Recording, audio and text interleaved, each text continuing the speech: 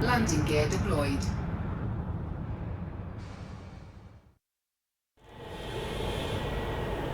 Howdy folks, Richard Victory here. So gonna do something a little different with this YouTube video. This is, for lack of a better way of explaining it, a walking tutorial. Yeah. So, I've had a couple of friends and other folks ask me, they've noticed I've been very busy with the game, wanting to know, hey, is this thing out of beta? Hey, is it playable? Hey, is it worth me taking a look at? Well, I figured as opposed to, I mean, the TLDR is yes, yes, and yes. I think it's a great game. I love what they're doing with it. I can see certainly where it harkens back to its roots from the Commodore 64 days. That's where I played it first. And I absolutely love what they've done with this implementation. So, what about the long version? Well, exactly. So, over the past week, or last week actually, there was a community goal. I've got it labeled here, community event, but it was a community goal. And what community goals are is part of the background of the world of Elite Dangerous, the universe. Is there are three major factions: the Empire, the Federation, and the Alliance. You can double check what the full names are, but everyone just says, you know, the Feds, the Imps, and the Alliance. Great. I'm flying as an Imperial pilot. It's completely optional to pick a faction. You can keep all three quite happy if you like. You can piss off all three if you like. However, I fly as an Imperial, so I noticed that there was this community goal going on, this community event. The background is that there is a nebula area where meta-alloys are incredibly easy to obtain, and the Alliance has moved in with significant power, as well as the Federation, specifically the Federation, which are sort of the hereditary enemies of the Empire. And the Empire, in response, decided they needed to build a starbase out that way to be able to project power into the immediate region. Now keep in mind, this is background game, so the devs are doing this as well as NPC AIs. So it's a one-week event. The average distance that pilots were going to have to travel was 200 light years. When I got involved halfway through, already 5,000 deliveries had been made to the destination star system where this new starbase materials were being collected, to the tune of 1.8 million tons. Now keep in mind, my little ship, 20-ton cargo hold. The big ships, 200 tons, 400 tons, maybe bigger, but yeah, your mid-sized freighters are in the 400-ton cargo range. So when you start seeing numbers like millions of tons, nearly 2 million tons, 3 days into a 7-day event with over 5,000 player participation moments. That's pretty impressive. So the knock-on effect of this was that I had to travel over 400 light years. Learned a lot about handling my ship in the process. To do a single run was 400 light years for me. And in the span of a week, racked up about 5 million credits. The payoff was 1.6 directly, and then I made another 3 million, 3 to 3.5 million in other mission deliveries and cargo hauling. So what I did was that I sold the Cobra. The Cobra Mark III is gone, and instead I'm upgrading to an ASP. This is a snapshot from an online website. There are all kinds of great online tools that you can use. Excuse me. Online tools that you can use for modeling up ships, finding where there are good trade depots, even hunting down trade loops or bounty hunting hotspots, keeping track of the in-game news, all kinds of stuff. So this is what my ship is going to look like from the technical sheet. It's going to be a medium-size hull, which is the size class larger than the one I'm currently flying. I'm currently flying a small hull. It's going to be a little bit slower than the vessel I've got. My top end right now is is almost 400. I'm going to be down to 340, which means running away won't be as easy. Noticeably more firepower. The ship I've got now is about 5 DPS, maybe 6 DPS. I'm going to have almost double. I'll have double that. Almost half again as much armor. And much more powerful shields. So this is going to be a ship that'll take significantly more of a beating than the Cobra would. Fully loaded, it's going to be a 500-ton ship, carrying 48 tons of cargo and 32 tons of fuel. Noticeable upgrade, over 11 light years range when fully loaded. The Cobra at best hits about 9.6 light years, and what that means is that I have to make more jumps, basically more of a zigzag pattern, because there are many more places that I can't just get that last 9 light. The difference between 9.6 and 10 may as well be a million, because if you can't get there, you can't get there, and you've got to find a different route.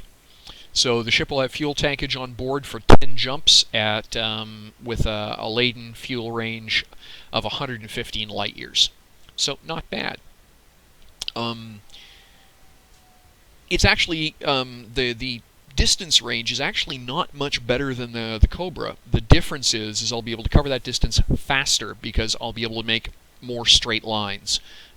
Where if I've got a target that was 10 light years away, I couldn't do that before with the Cobra. With the ASP, I will be able to. So suddenly that will shorten take a lot of the zigs and zags out. The internal component setup is really where the customization happens. So you can see, as I noted before, there are 48 tons of cargo racks loaded. A Class 5 Echo shield generator, which will cover a ship up to twice as big as this thing will be, which is good. It means that I don't have to worry about mass influencing my shield performance. I'm going to go a little bit Cadillac and install a standard docking computer, which is nice. I'm also going to put a planetary vehicle hangar, which will allow me to load on an SRV, which is the surface roving vehicle.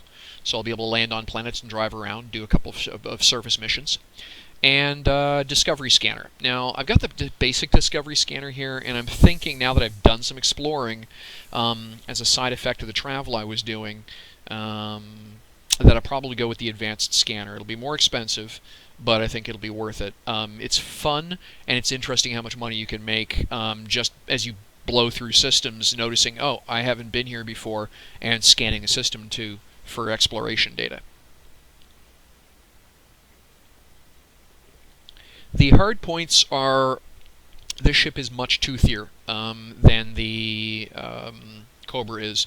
It carries two more hard points, and 2 more utility mounts. So I did some experimenting, and the Cobra was set up like a skunk, which is to say it turns tail and sprays things at whatever's chasing it.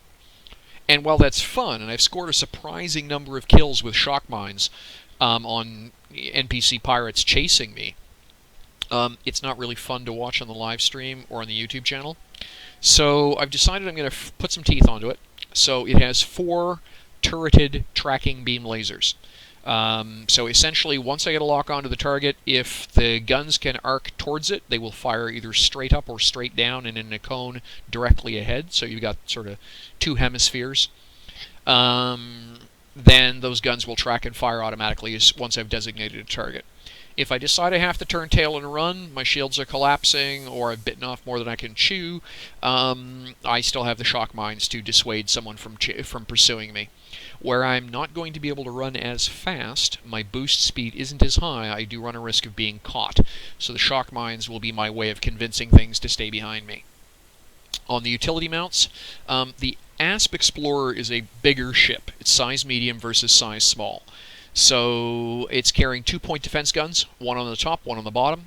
Those are essentially kinetic kill miniguns that fire at incoming missiles. A chaff launcher to jam tracking weapons like gimbaled mounts or turreted mounts on enemy vessels. And a shield booster, which gives me an additional 12% shield capacity. The power output is, of course, when you're talking about Starship design, everything comes down to the power output.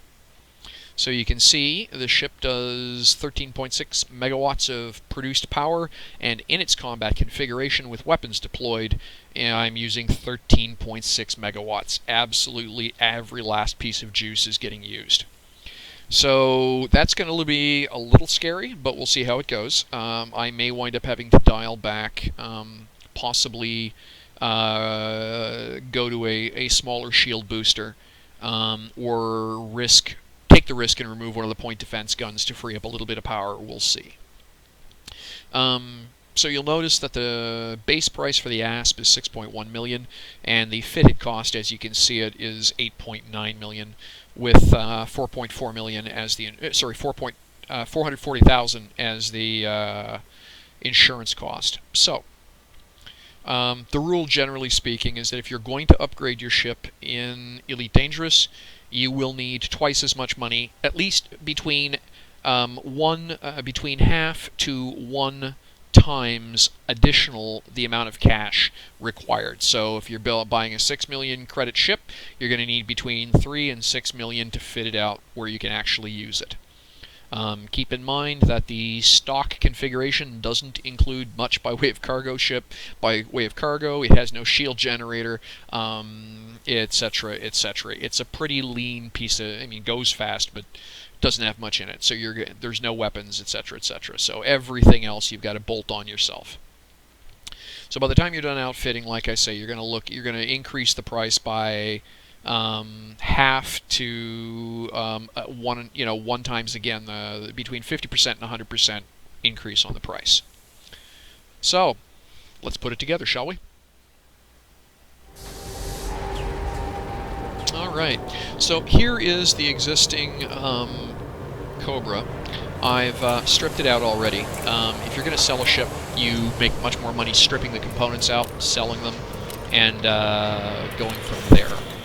So, if I want to build a ship, what do I do? Well, first thing to be aware of is that not every station or platform or ground base has a shipyard. So that's the first problem. The second problem is the ones that do have a shipyard don't all have an outfitter. So you will need both. To complicate things matters first, your shipyard doesn't sell every possible make or model of vessel. So there are some ships you just can't buy at some stations. So in this particular case, there's over 15 designs that I'm aware of, and there's only 9 sold here. You'll notice that the lower end vessels, the Eagle, the Sidewinder, they're sold almost everywhere. It's the more expensive stuff. The more expensive it is, the less likely it is to be sold at a given station. Again, the solution: use an online tool, look it up. So the reason I'm at this particular station in Beta 3 Tucani is because I looked it up online, and it sells the ASP. So here it is.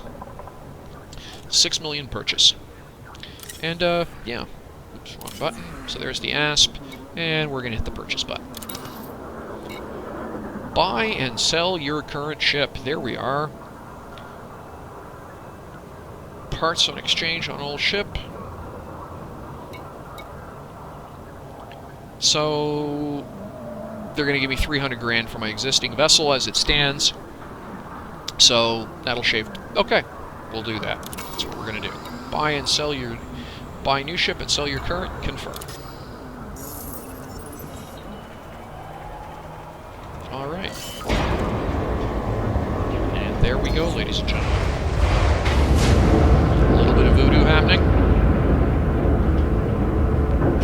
Let's take a look at it, shall we?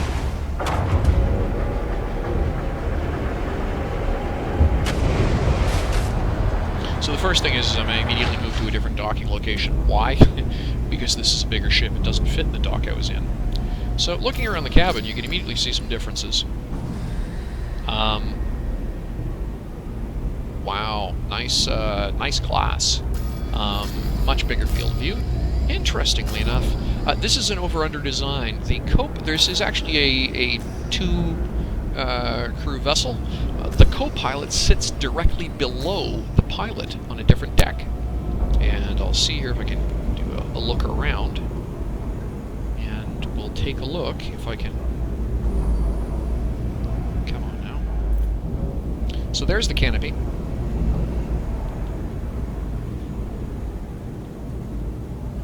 And you can see the pilot sitting there. I'm wondering if I can get down lower. There we go. And let's see. Stop and rotate. And so, yeah, you can see the over-under configuration here for the pilot. And so there's the pilot station, and there's the co-pilot down below. And you can see some of the fittings all the way around. So we'll take a look around this thing. It's a much bigger vessel, so you got the maneuvering thrusters there. And we'll just see if we can't get this thing moving here. So.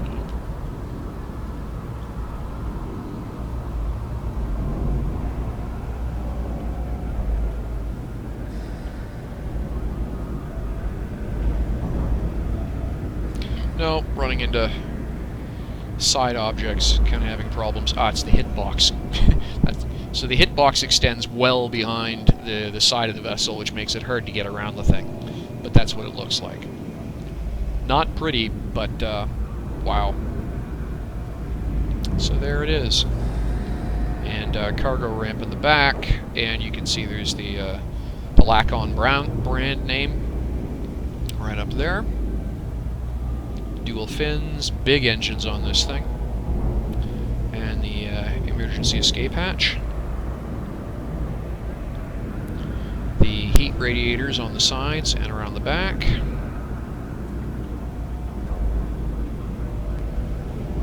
Maneuvering thrusters on each side. Hefty looking landing gears. Another set of heat vents down towards the bottom. And that's it. So that's the vessel we're going to take a few minutes here and outfit. Now, obviously enough, there are, as I said, 15 distinct different looking classes of ship in this game that I'm aware of. And lots of customization options.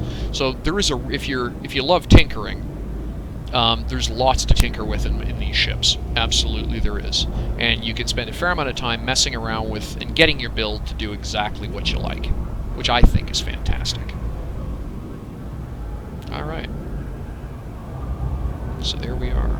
Yeah, I love the way they've done the canopy on this thing. That is it's kind of weird. I'm guessing there's communications are obviously wired between the pilot and the co-pilot. I think from an ergonomics perspective, I think it'd possibly be a little bit lonely in either of those two positions. One of the things the Cobra had going, it was a side-by-side configuration, so you had the pilot and co-pilot chairs right beside each other, but that's interesting. Okay, let's get back inside and build her out. So, now we have it, we're going to go into outfitting.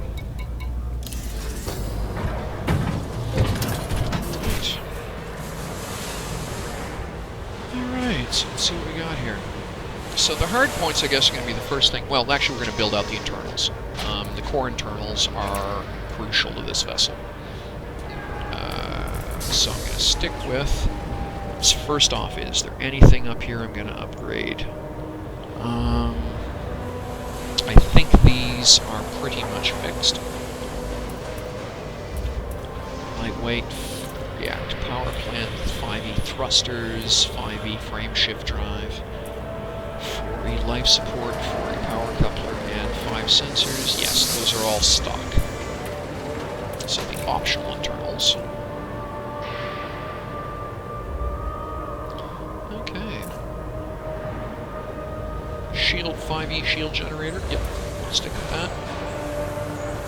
And we're going to do some change in here.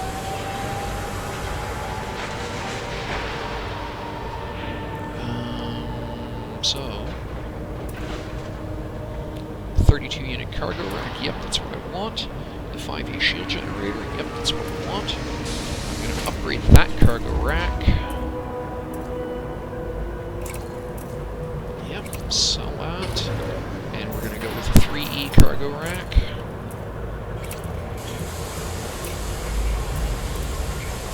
So that's 8 versus 4. And buy that. Yep, buy. Then we're going to put in another 3E cargo rack.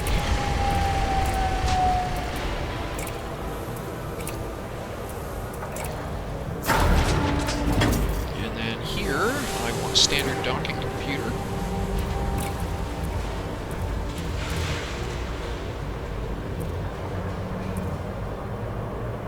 Ah, there it is. I'm starting to worry.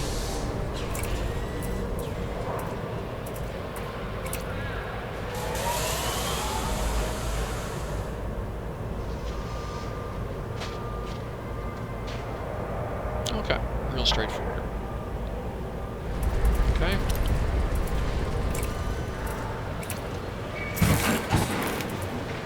And then the size 2 cargo rack there is getting replaced with an SRV hangar.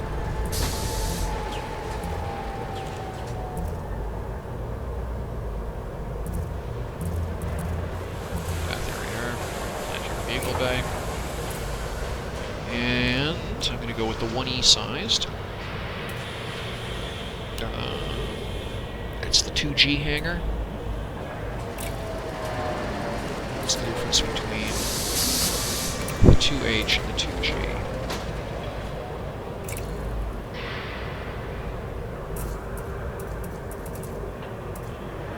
One vehicle slot.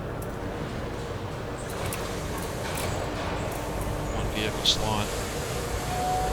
I think this one actually just comes, it basically lets you into the vehicle faster, so we'll go with the slightly more expensive version. Buy. Yep. I need a vehicle. So, there we go. Scarab vehicle.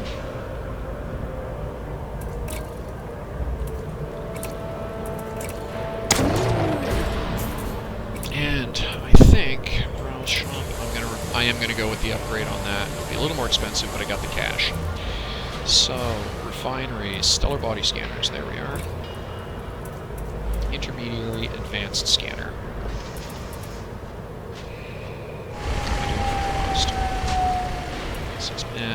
I'll go with the 500,000 version. So the difference is the active range and how fast. So passive versus active. So you're much more likely to spot something. And, yeah. Now, the advanced scanner will hit the whole system in one go.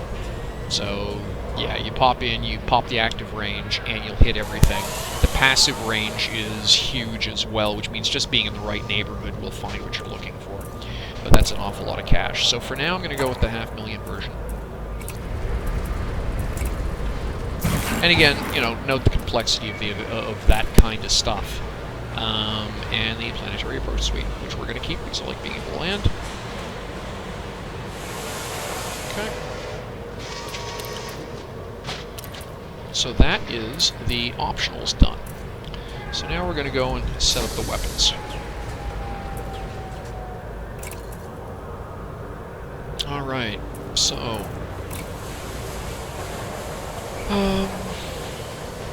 now that's that's a chin gun, that's a chin gun. That's a chin gun. No, where is that? That's off to a side near an engine. Okay, so those are over by the engines. And then, okay, so these are underbelly. Okay, underbelly to the left and right of the pilot. And then these ones are right under the co-pilot. And then those are right on, those are top-mounted gun. Okay, there we go. So these ones, so we're going to set those up first. We're going to go with beam lasers. They don't have beam lasers here. Okay. So I will go with the burst laser. Let me check. A 2F burst laser. The question is, damage per rate is 6.8 damage per second. Okay. And then we're going to go with the pulse lasers. And a 2F 6.2. Okay. The difference, ultimately, is two issues. The amount of power, the amount of damage, my apologies, and the thermal load. The more time a gun spends turned off, the slower it heats. Lasers, weapons like that, generate a lot of heat. And so, essentially, they will overheat to the point the gun has to shut off and take a break. Beam lasers, as the name implies, don't shut off. The gun just keeps firing constant energy beam until it overheats. Burst lasers fire, well, long bursts, not quite long pulses of energy. Several seconds, then it shuts off. A couple seconds, then it shuts off, and so on. A pulse laser is much more like a machine gun. Many, many short taps with as much time with the gun turned off as turned on. Where these are going to be continuously firing weapons, 6.2 to 6.8, I think I would actually be better off going with the turreted pulse. So that icon means turret. That icon means it's a gimbal. A gimbal means you have to aim the ship more. But you'll notice that gimbaled weapons hit harder. Whereas pulse, these weapons basically track and fire more often. So depending what you're trying to do, I personally like the turreted weapons more because it gives me more options for maneuvering. The guns will do a lot of the work, and I can focus on steering the ship. So we're gonna install those, and I will have to shop for pulse lasers somewhere else.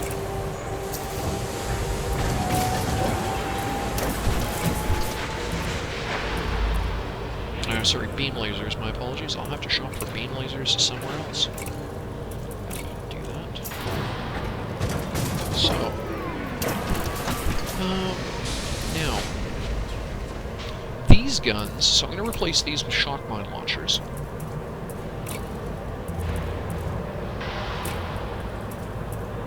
And I'm going to go, that's a 1F, does 7.9 damage. Well, it's, okay. 2 damage per second.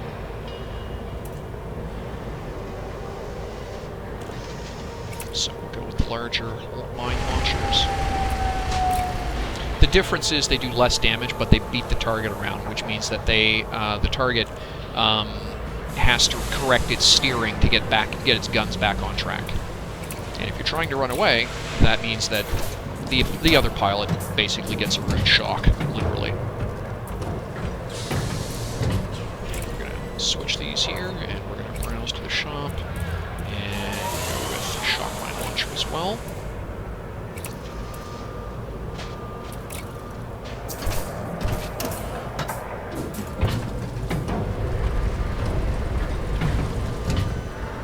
There we go, shock mines. And these will be tracking weapons as well. We're going to install... and again, you can see there's quite a rich selection of options here. Torpedoes, which are exactly what they sound like. Sub-nuclear, massive one-hit kill target weapons.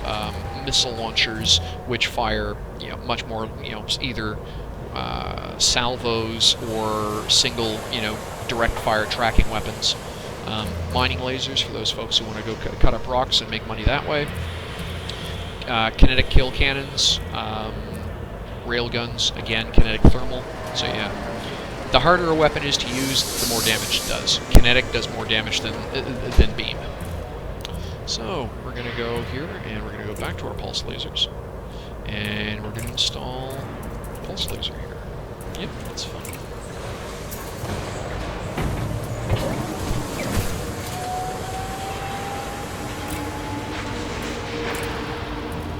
Yeah, these weapons are going to be smaller because of the restriction on the turret size. But that's okay.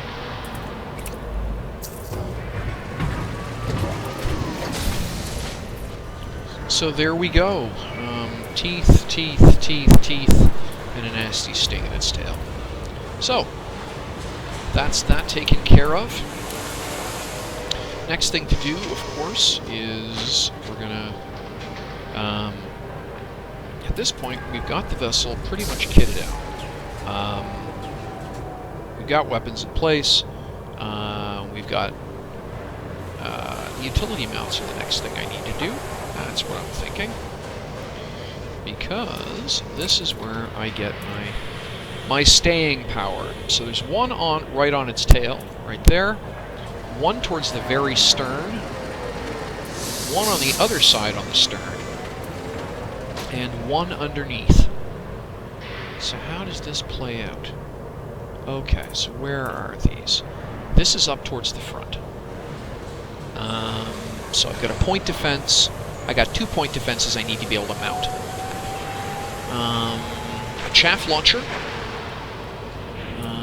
And I need to be able to position. Okay. Those two are going to have to be my chaff launcher and my shield booster.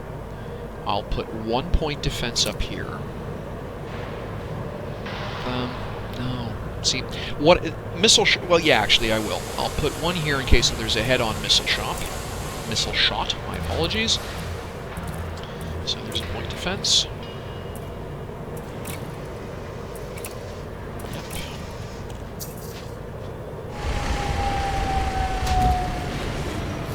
And yeah, it's essentially a minigun. If you're familiar with the Navy Sea-Wiz, or close-in weapon system, 20mm Vulcan cannon that fires bullets in it, the proverbial wall of bullets in incoming missiles. Same idea. So we're going to go another point defense here. So that will give me one covering the underside and the top of the ship. Please note that if the gun can't see it, it can't shoot it. So that'll cover a shot from either angle. Chaff launcher I will put on the starboard side. Why? Because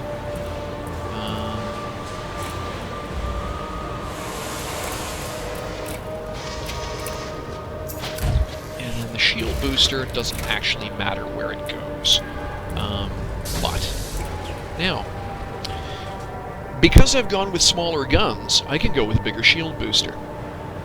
So I had planned on putting the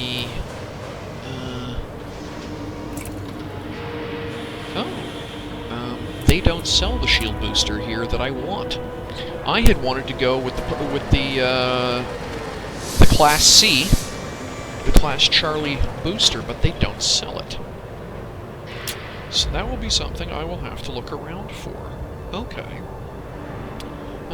So this is only going to get an 8% shield boost. Okay.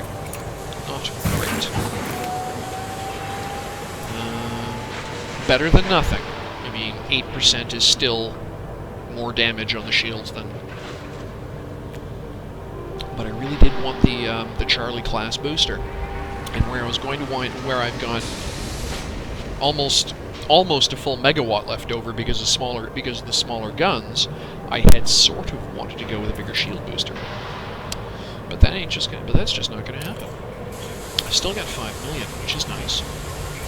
And that's it. I'm done. This ship is kitted out. Now, I opted paint job. Browse. And I have got, so there's the gold paint job, which is kind of trendy. Does look good, doesn't it? But, browse. I actually spent $3 and got red. Why? Because it's red. And we're gonna front decal. So you can see the different ranks that I've achieved here. So my best ones are up top. I like the way it morphs the paint. That's kind of nice. Mostly harmless, novice. So, let's be honest, I'm not a trade dealer, is mostly what a merchant. Put the merchant paint on up here. And, oh, where's that? That is, quote, front. I wish I had a better view of where this was. Ah, there we are. Okay, so now I can see exactly where that is.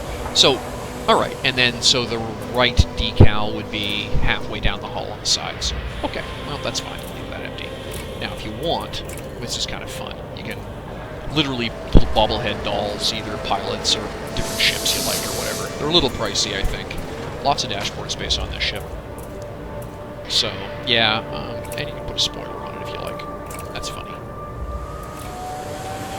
The idea of putting a spoiler on a ship is just hysterical.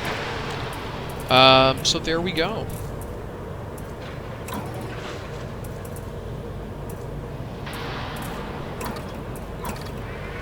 Okay. So that's that. So this ship is ready to fly, ladies and gentlemen. I'm, oh, right, insurance. So, there we go. It's gonna be, yeah. So a little less money on insurance because I don't have the expensive guns I was expecting, but it also means this thing's not going to be as teethy as I was hoping. So that's a potential issue. Alright. Can I... let's see here.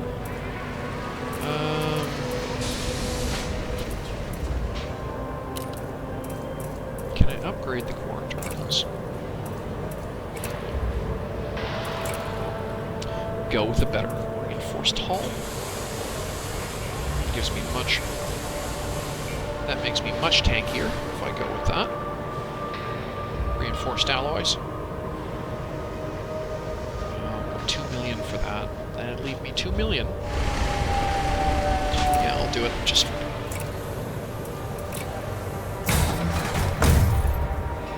so, I'm heavier. It's going to cut into my performance. But 343 still, and 11.96 for my maximum jump range. I'm okay with that. So, alright. Alright, so at this point, ladies and gentlemen... okay, so what that notification was is I have to organize my weapons next. So that's what we're going to do.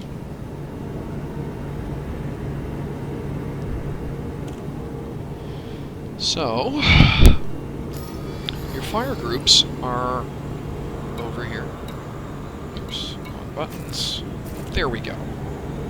So, you'll see here that you've got a variety. You can make as many fire groups as you like, and you can put your weapons into whatever ore group as you like. So, I'm going to set these up, and I'm going to put my shock mines in on button number 2, group 1.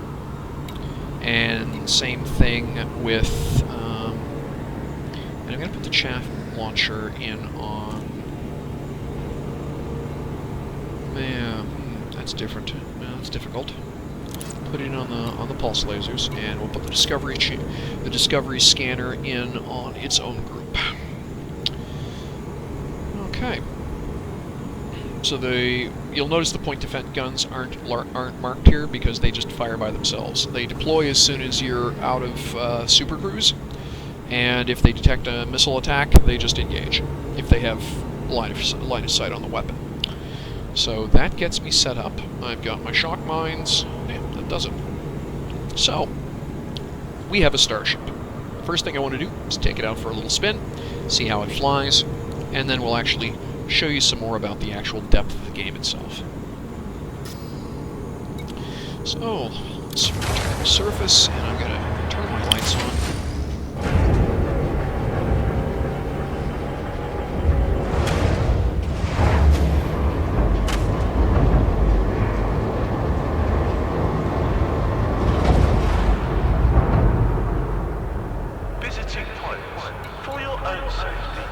So let's take a look at this thing, shall we?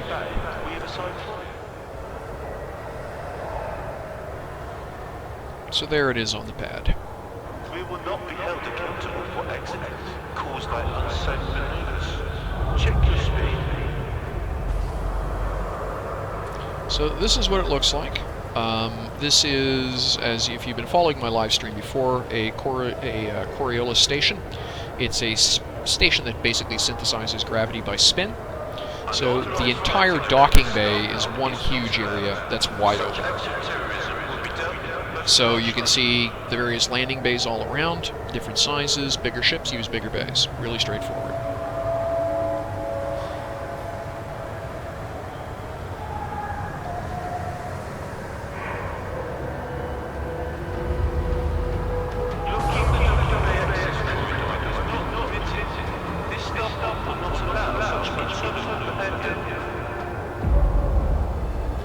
So there it is, and you can see the shield and the chaff deployed at the back.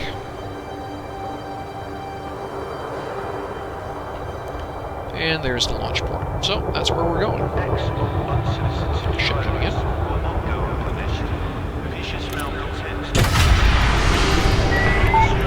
Ship is free. Exit the station now.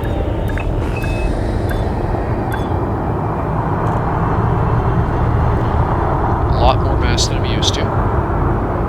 Go easy on the thrusters here. Welcome, visitors.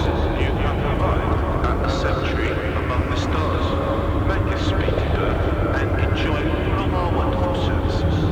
Landing gear up. Landing gear retracted. Landing gear and cargo scoop provide drag, for lack of a better way of explaining the effect on the vessel. So, yeah, much more massive. Not nearly as spritey as the Cobra was. Let's see how we do here. We're gonna... You're now leaving the station territory. Happy hunting, Commander. Alright. Point at the planet over here, and we'll just do a boost.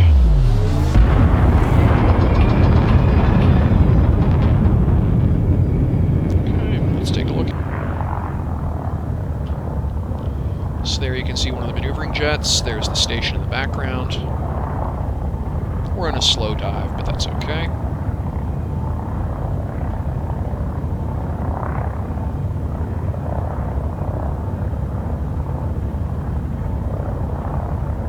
So that's what it looks like. The maneuvering jets, of course, respond based on helm commands. Excuse me. So if I could both steer the camera and steer the ship at the same time, depending on what I was doing, you'd see different maneuvering jets firing. So we're doing a roll and a dive at the same time. Excuse me. And so that's what it looks like with the engines lit up. Alright.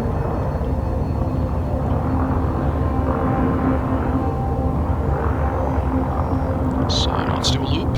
See how it feels. Yeah, this is not the same ship at all compared. Much heavier. Okay. Yeah, not bad at all. Now let's test the docking computer.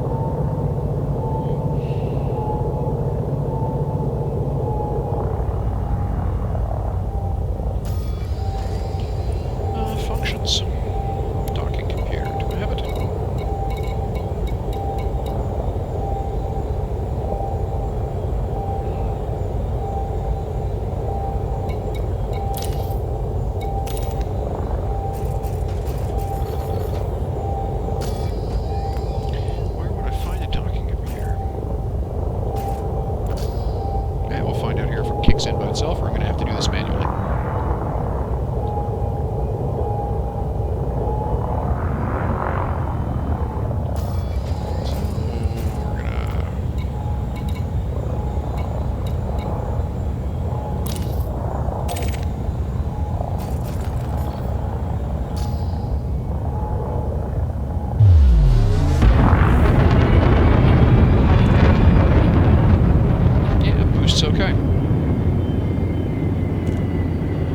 definitely a pudgy ship.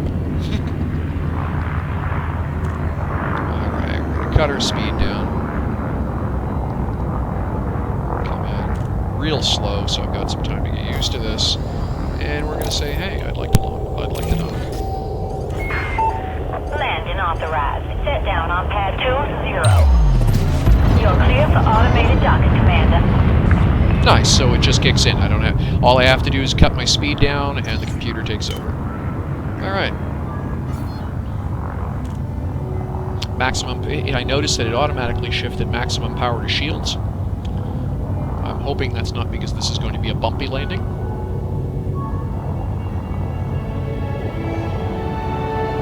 Oh, nice music. Shades of Blue Danube. If you're familiar, 2001 Space Odyssey. Alright, we're going to pad 20, which is, yeah, we just flew right over it. And straight on down. Wow, landing gear deployed.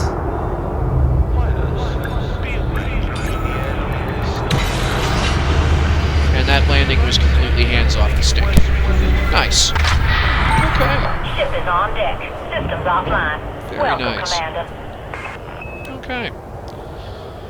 So, the next thing I'm going to do, let's call up the map here and go to the system map. Now, actually, we'll talk about that in a minute. So, I haven't been here before. We're going to go and explore a planet. And I'll show you how the exploration mechanic works. Exit. Alright.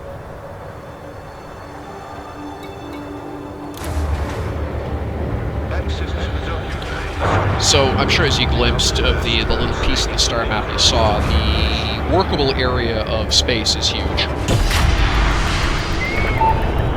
released. You're clear to leave.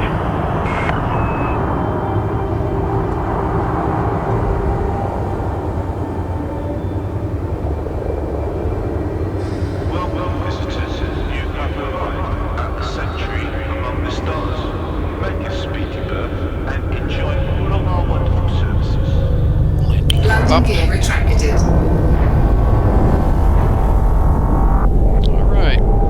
And so up there you can see the unexplored target. So we're going to shift up. Boom the engine. Rebalance my power output. You'll notice on the right-hand side, beside the, down the bottom right-hand corner, there are 3 bars. One's marked Sys, Eng, and Weapons. That allows me to control power as I see fit to affect the performance of the ship. Sys is things like shields, life support. Eng is engineering, directly affects speed and handling. And Weapons, of course, is how much power is dedicated to the weapon systems. So, we're going to Frameshift drive charging. crank up the frameshift system. Faster than light travel 4, is... 3, 2, Sorry. 1. Engage. Faster than light travel in the game is done by frame shifting. If you're familiar with popular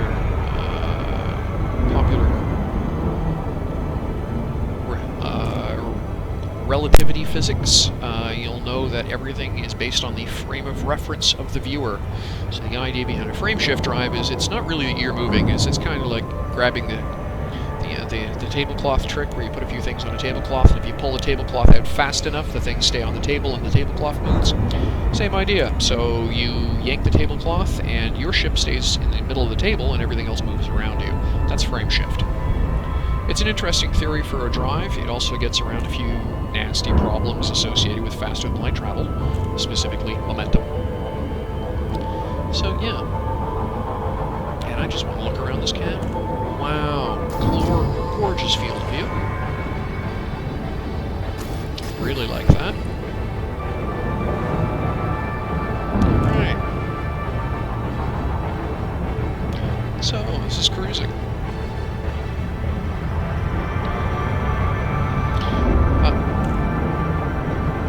The more empty the space is, the faster you go. That's the way frame shift works. So you're going to notice that I'm accelerating constantly. I'll probably hit over 300 times the speed of light, then slow down, back down to a few hundred kilometers an hour. 100 kilometers per second.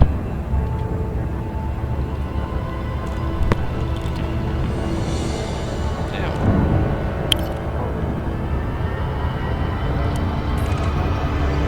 test out the advanced D scanner. And no, I didn't discover it.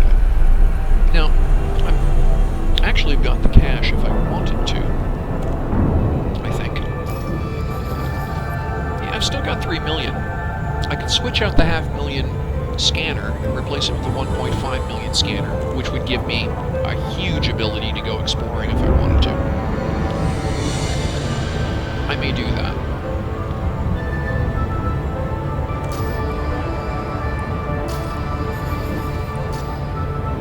Oops. My joystick drifts slightly, so... you don't need a joystick to play the game, by the way. I think it helps, but this fully mouse and keyboard, you can have quite a lot of fun that way.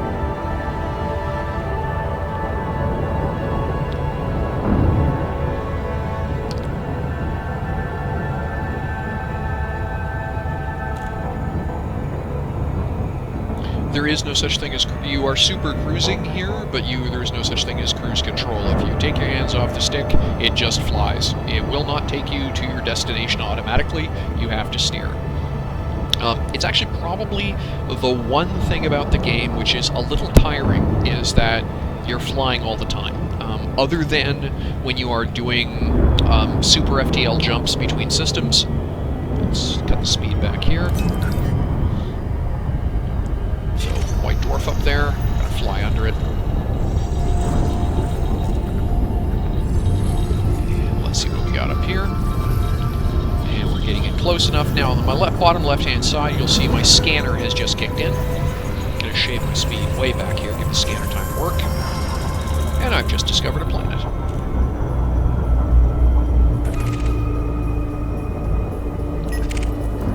And there's somebody in a ship here.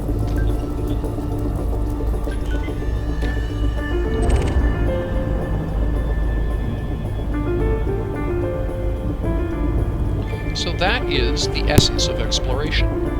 Now what's interesting now is that I can actually go somewhere else and sell that data, and different things are worth. Essentially, the more Earth-like a planet is, the more its celestial data is worth. So there's a planet over there, and that's someone having in Super Cruise. So there's something going on over there. There's a planet back there too. Our nav menu,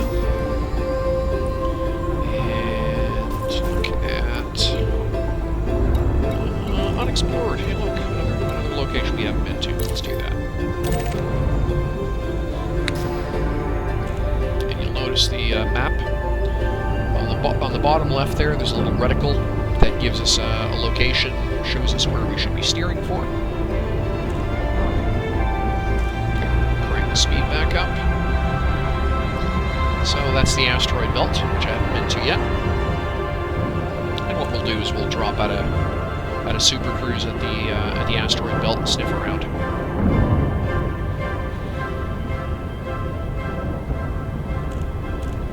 And when I do that, I will prioritize shields and weapons. Sorry, engines and weapons.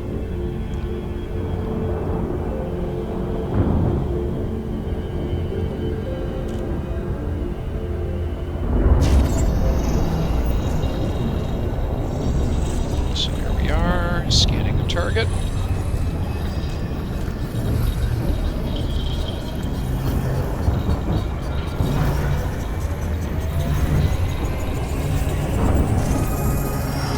And there we are. So I now have the scan data for this asteroid belt. And again, as long as I go more than 20 light years away from the system, I can sell that data to eager merchants who want to know more.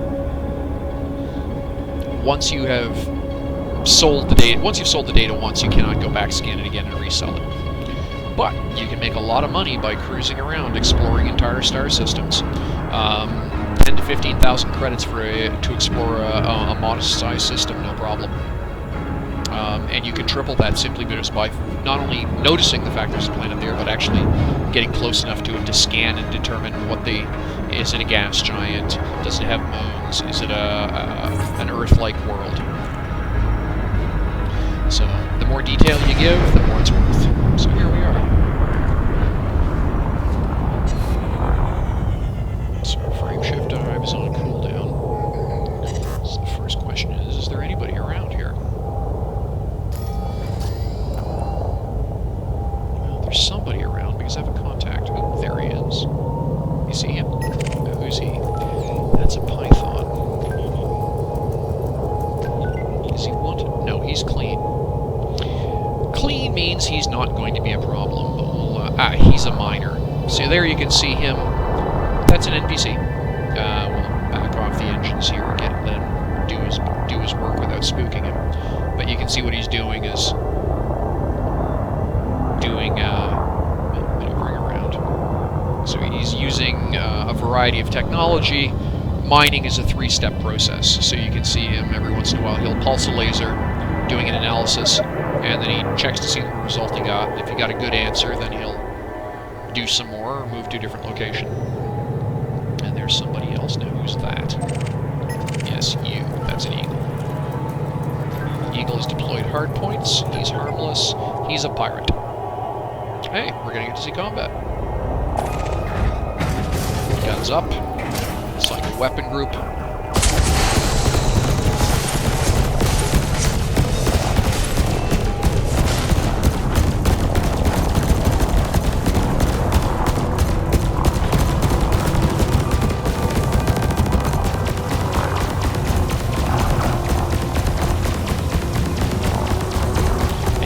Not all of my guns are firing because they're overheating. Under attack. Target shields offline.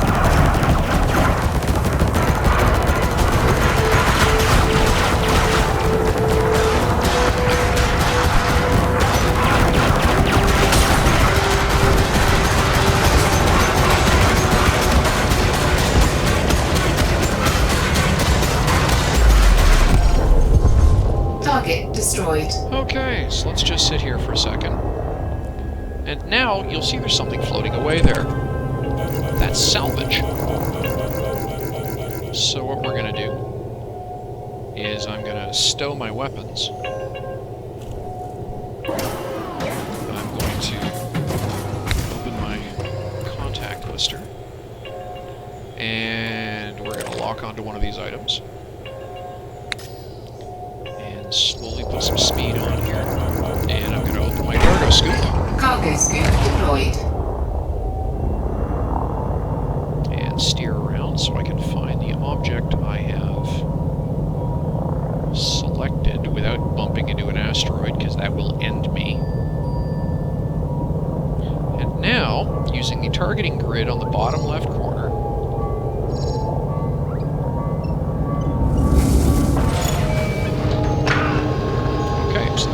so that's one piece selected. And these things can be used for crafting. There's a complete crafting system in the game.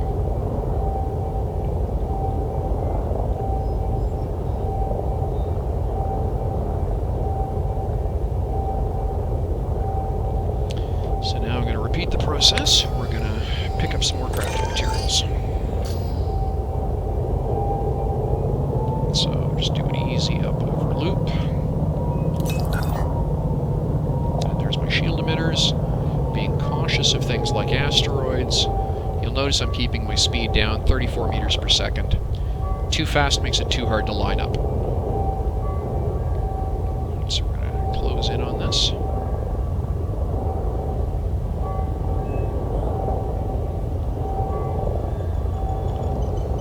You can go faster, it's just hard. And I'm not that good.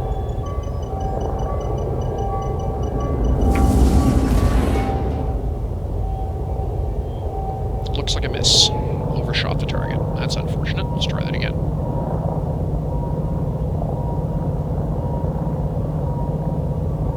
Of course, the catch is they have their own vector already, right? Because they're moving away from a rapidly expanding starship. Got them. I thought that was another miss, but okay.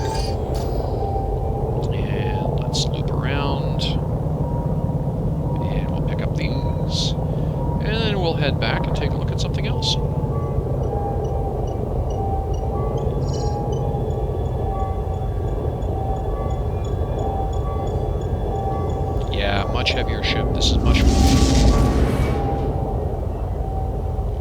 Interesting. Okay. So the gun sight for the cargo bay is off slightly. That's kind of aggravating.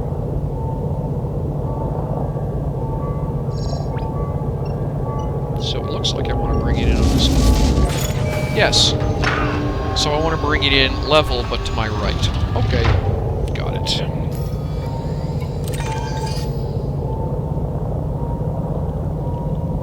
And we'll do that one more time.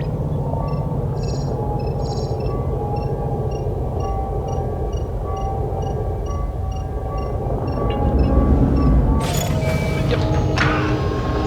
Okay. So there we are. So now, we're going to put some speed on here, get out of here. And close my cargo bay. Cargo scoop retracted. And now, for example, if we go take a look at inventory, you will see that I have been picking a variety of stuff up. This can all be used to build stuff. There's also data I've picked up, which is part of the crafting system, and this allows me to manufacture things. So, for example, I can, with iron and nickel, I can do repair work on the SRV. Build explosive munitions. If I can find some carbon, I can basically build my own ammo on board by what I salvage, which is kind of cool. Alright, so let's go back to our map, and let's head back to the... Oh, we have one more unexplored location. Frameshift drive charging.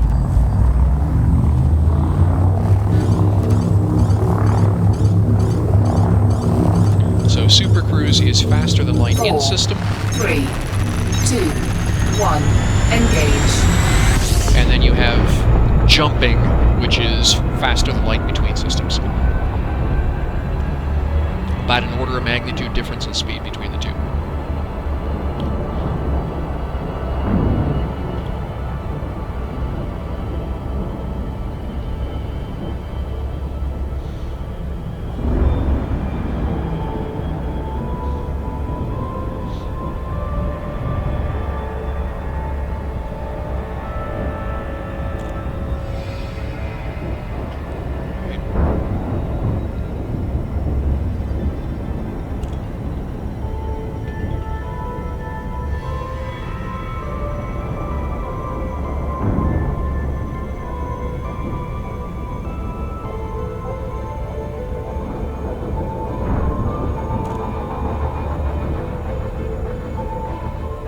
You'll see what I mean about there being no cruise control.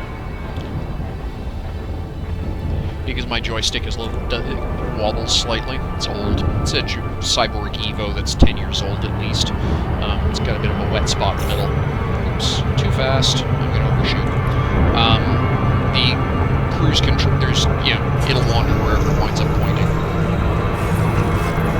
Alright, well, we'll just loop it.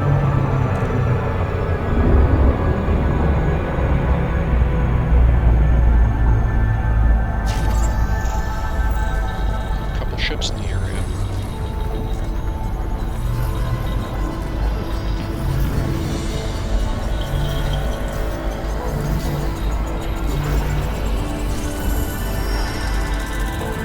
And it's another asteroid belt. So there we go.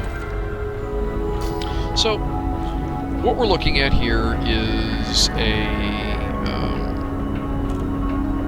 random signal source. As you're cruising through the system, you'll see these pop up. And what happens is, they're essentially the random encounters in a given star system. And there's all kinds of things you can find in them. Slow down, point your ship at the signal source. Some of them will be random encounters, some of them will be mission encounters. If it's related to a mission you have, it'll pop up and say, hey, mission encounter. Otherwise, it's a random encounter. And once you have spent about 6 seconds with your nose pointed at it, with it locked on, as I have, it will change and go from being a signal source to being a thing. So it'll say like a convoy pattern or a space battle, or in this case, degraded emissions. Degraded emissions almost invariably, means a wreck of some kind. So what we're going to do, cruise up to it, and we'll drop in and take a look. Now you'll notice it says threat 0. That could be lying. There could be a ship there with essentially running silently, which is reactor powered down to minimum requirement for life support and literally just otherwise sitting black, waiting for someone like us to just drop in. Bait. So there's a new signal source. We could scan it if we wanted. Let's just take a look at that one. And just slow down a bit here. And that's a convoy dispersal, threat 1. So there's a pirate attacking a convoy. If we felt like doing combat, we could drop in and try and defend the convoy. So depending on what kind of stuff you're looking for, you can sort of plow along and just hit random encounters all day. And make good money doing it. Combat, that's a guaranteed pirate with a guaranteed bounty. If you can take him, 50,000, 100,000 credits potentially. Here, this is potentially cargo, just drifting in space. So we're going to drop in and take a look. So I'm going to immediately cycle up my primary weapons. Because, yeah.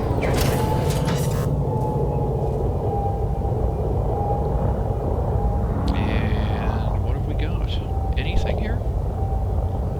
Navigation, what have I got on contacts?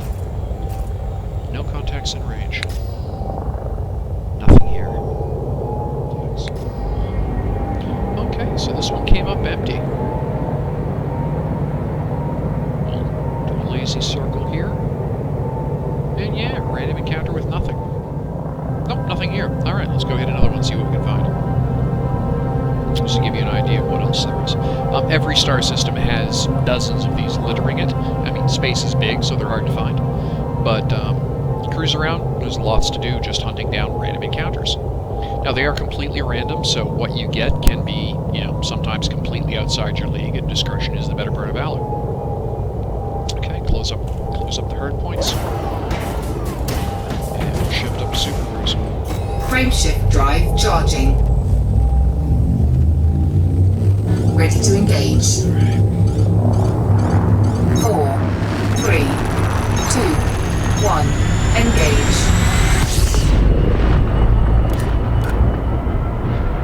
See if we can't find a different one here. Cut our speed back so we got plenty of time to look around. New contact.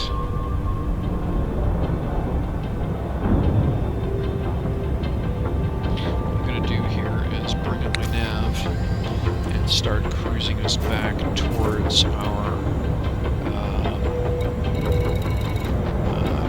platform. Lock destination. So we'll start cruising back. Signal source. Let's see what this one is. Degraded emissions. Threat 0. Alright, let's drop in on this one and see what we get. Here we are. Almost there. Hopefully we got something this time. And safe disengage. Dropping in. Weapons, and yes, we have a mech.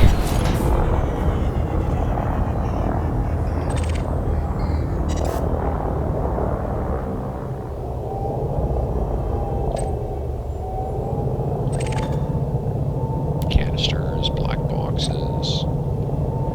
Okay, so yes, we have a wreck. So we're going to come to a stop here. Pop up our scanner, and we'll pick up a couple things. Wow. Okay, well, let's go. Let's get the, so the important one is going to be the black box. That will have a payoff for it. Pick it up first. Open our cargo. Cargo scoop deployed. There we go. Gotta pick up speed, come up to 20 meters per second. Remember that I have to bring this down the right-hand side of the ship. Low and right.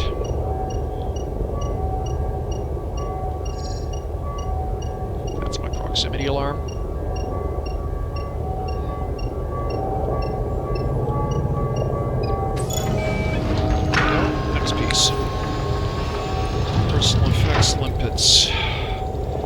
Limpets are used by pirates to rip cargo doors off.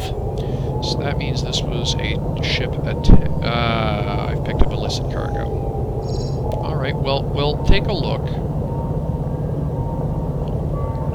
Alright, well, we'll see what we've got here.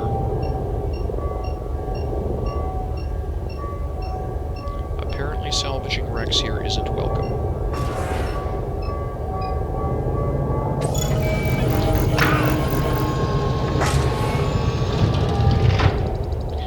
Now, let's switch over to our inventory.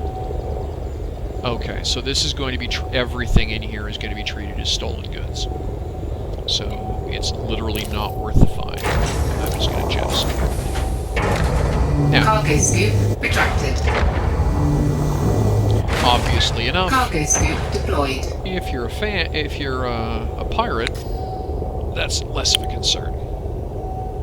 But, yeah, not my thing. Don't like fines, don't like the don't like the entanglements that come with it. So, but that is an example of dropping in and checking a wreck.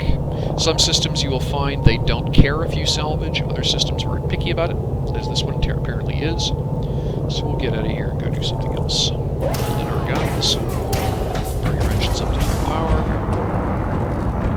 And we'll shoot. Frameshift drive charging. 4, 3, 2, 1. Engage. And back in the Super Cruise. Alright, bring up our navigation panel. Blake well pattern, lock it on. And let's get out of here.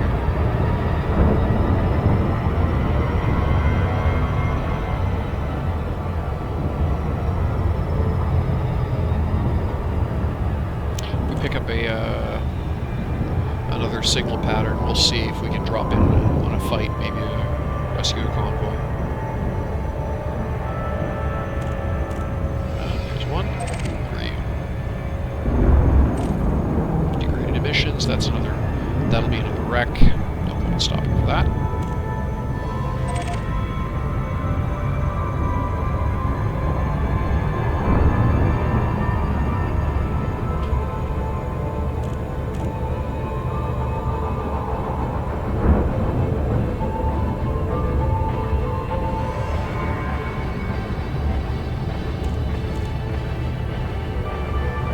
Now you can sell those goods, those illegal goods, on the black market. You would just take them to a system, for example, that doesn't care.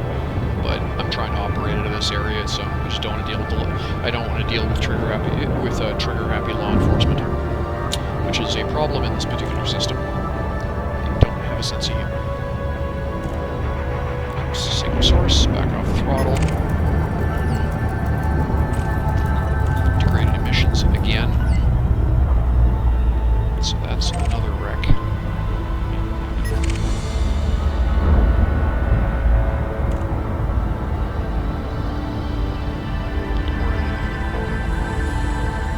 Deep space here with a keelback, which is a mid-sized transport ship ahead of us.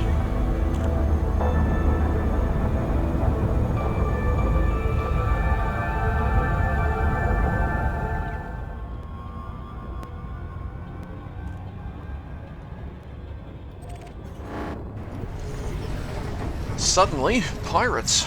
Alright, so, let's see what happens. First thing is, there's literally no point in trying to play the minigame to outrun this guy. Most of the time you'll lose, and most of the time you'll just take damage. So I just drop the throttle to 0, let him win, and immediately boost away, pop the guns out. Now there he is, flying by, head-on pass, gonna curve around on him. As soon as I decide I want to fire on him, my turrets will do the work here. So there he is, he's firing on me, lock onto him, and let the guns go to work. The red clouds you're seeing is chaff.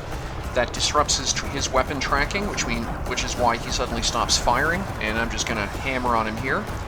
I've blown his shields off almost immediately, and I'm putting a lot of damage into the front of his ship, as you can see. And as he changes angles here, different guns are getting to fire. So my chin guns are smaller but fire faster. The shoulder guns are higher mounted, so they only have a top arc. So shields are down again. Try and get under them. So trying to give my guns a break so that they cure off the thermal overload. Take a few hits, but he isn't really doing a lot of damage to my shields here.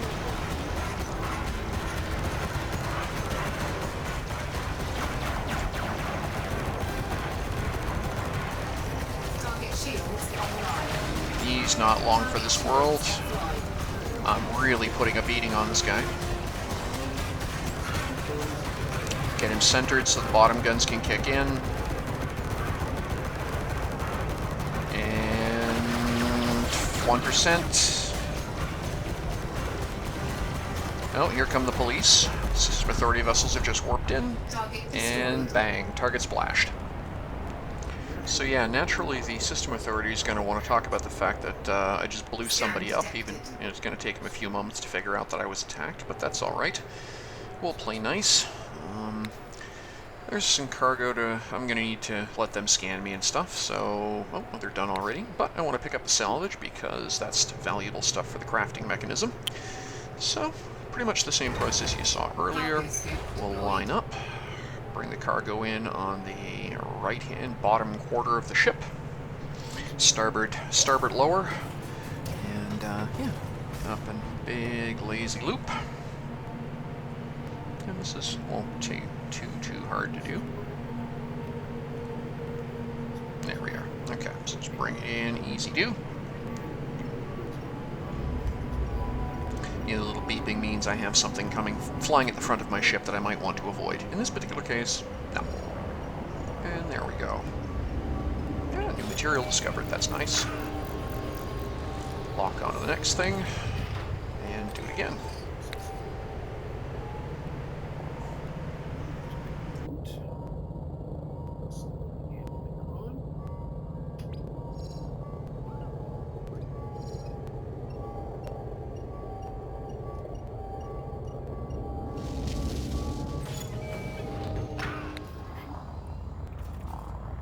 Alright, so having successfully picked up the cargo, there were 5-6 units all total.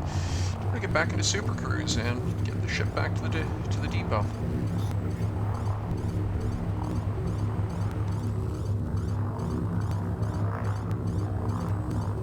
Four, three, two, one, engage.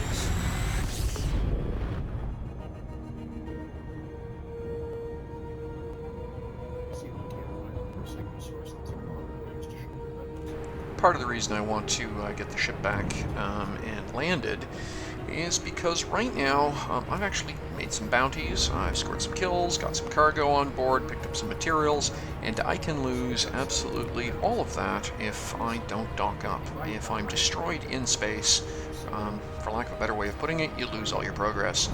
So in addition to having to then buy a brand new ship, you also lose everything that was in it. So that can get kind of irritating. So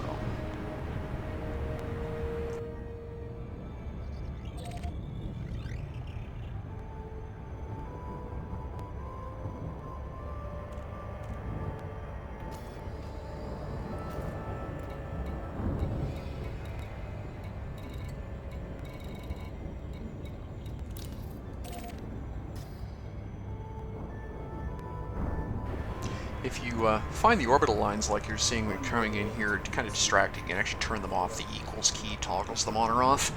If you want to take a pretty screenshot, that's another way to get them out of the way. I find it's actually useful to be able to see where stuff is and how things are moving. But yeah, it's an option. So, coming in on Blakewell platform here.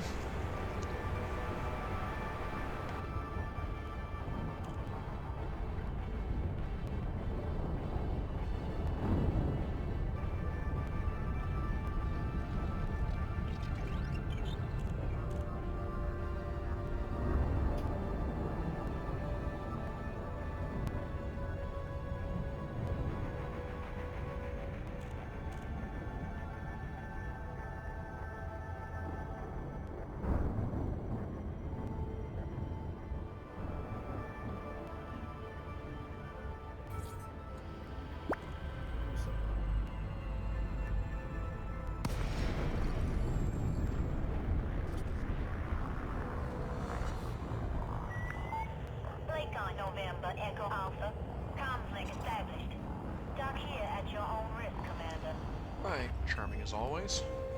There's sort of different quips and comments from all the different stations. There's 5 different voices that I've noticed, probably more than that, but anyway, so time to get in close, request docking, and let the robot do the job.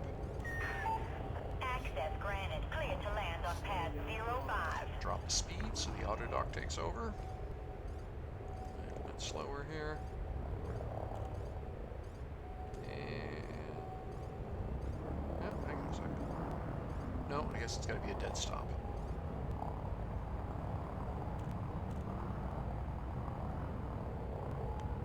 I'm maneuvering by hand here, but trying to figure out what kicks it in.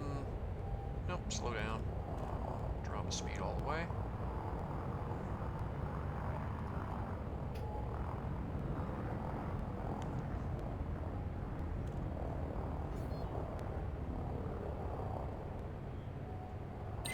Yep. Okay. So that's what does it. You've got to essentially be dead slow, and then the computer takes over. That's fine. Let's see how it works. And again, that is actually Blue Danube from that used famously in 2001: Space Odyssey for the shuttle flight from Earth to the space station. So I cannot tell you how much I absolutely adore the fact that they're using that here for the landing theme when the robot's running it. That's fantastic.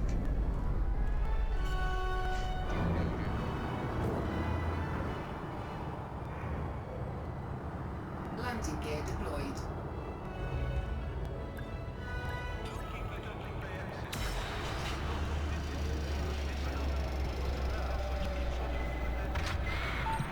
Contact. Deploying pad restraints. Hope you find what you're looking for here, Commander. Alright, so there we are docked, and now we can actually do a couple of housekeeping things that we want to do. So, first thing we're going to do, starport services. And we need to restock and refuel. You'll notice we haven't taken any damage, so we don't need to repair anything. Then, go over to mission board for a moment. Actually, no, we're going to back up here a moment. This takes a second to load.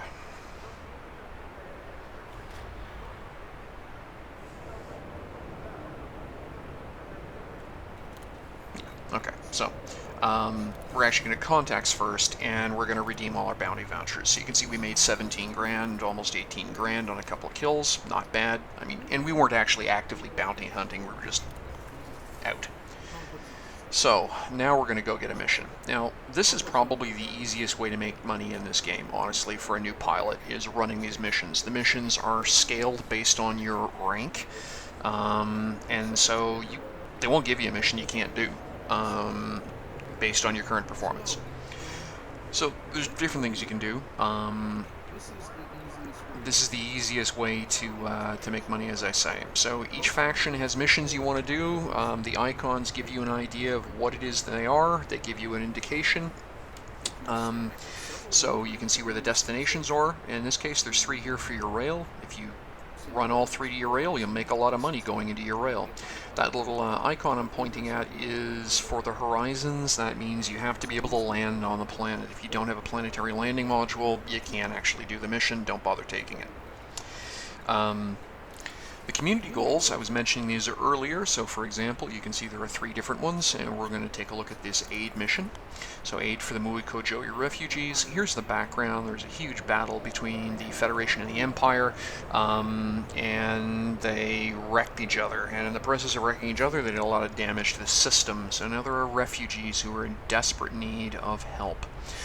So you can see that the minimum cash reward is 500,000. If you participate, there's 5 days, 10 hours left to go. There's over 2,800 contributors, and they've already collected 1.4 million tons of materials. So the idea is the more you do, the better you earn. So we're going to take a look at where that is. Exactly where is where. Okay, let's search for it here on the star map, and way over here, and it's 114 light years away. That is going to be a minimum of 12 jumps, possibly another 5 on top of that, so somewhere between 12 to 15 jumps to get us there one way. from where we are right now. It's an Imperial-aligned world, population 1.8 million. Okay, so from a faction point of view and from a money point of view, it makes some sense to do this. Pop open the system map, take a look, and there's the station we would want to deliver to. And let's see how many jumps that's going to net us. So yeah, okay. So yeah, we haul 1 ton in, and if all goes well, you know, minimum contribution is basically 1 or 2 tons, and that nets you $500,000 for the time over. The more you haul, the more you go, and you stand good odds of making good money. Project runs for a week, but if we hit tier 8 in faster than that, then it'll close earlier. So you can actually make the cash pretty well. You will actually have to go back to that station, to that system, to pick up your reward. So keep that in mind when you're planning on doing your community goals. Other missions that you can do are just regional, in-system, and adjacent system faction missions. You will get the odd duck that'll take you chasing over 50, 100 light years away, but most of them are less than 20 light years. In fact, generally speaking, most of them you'll find are within 15 light years. But 20 seems to be the outside edge for most things you're going to do at this level. Each one represents things that a given faction wants to do. If you want to help a faction, you will see that as you do their missions, their system influence increases, which means they can actually take over the system in terms of its politics and who's in charge and its economy based on your actions. If you and several of your friends band together and decide you want to put the Beta 3 Tucani Silver-Allied net on top, you 3 pilots just focus on doing nothing but their missions, and if there's no one actively counteracting you, you'll slowly see that organization climb to the top and take over. Salvage missions are a bit of an odd duck. It involves jumping into the system in question and then scanning signal sources until you find one that is a mission signal source. And then you may or may not get attacked while you're there, but almost certainly the reason you're getting asked to do this is because the cargo is illegal in the host system. So you won't be allowed to dock in that system with it, and if you're scanned, you may be shot at. Massacre missions are exactly what they sound like. Go find the enemy vessels, hunt them down, and shoot them. They're in conflict zones, which are special, essentially areas where a naval battle is occurring between 2 factions. So when you pull in, you will see dozens of ships from either side, and as soon as you declare allegiance to one team or the other, the suddenly now hostile forces of the other force will consider you a free fire target. I recommend that if you're going to get into those types of missions, that you bring a big ship and you be prepared to lose 1 or 2. Alright, let's take a look at a couple of different mission types. Deliveries are exactly what they say. You pick up the cargo, you have to have room in your cargo hold for it. That's a large load, pays well. Take it to the system, drop it off. Extractions are mining missions. That's what the little asteroid symbol means. If you are not rigged with a mining system, you cannot do this mission. Do not bother taking it. By the way, if you fail to perform on a mission, you can be fined. Usually about 10% of the total value of the mission, sometimes 5%, but it's usually just enough to sting if you screw up too many. So here we are. Here's another delivery mission. You can see, like I say, there's 3 here going to your rail. They're all deliveries. If you've got enough cargo hold, you can make some good money. So we're going to take a couple of these to your rail just to show how it works. Take that one. So yeah, between these 3 missions you're taking a look at, there's 250 grand there worth of cash. So if you've got a good enough vessel with enough cargo space, stack up the deliveries.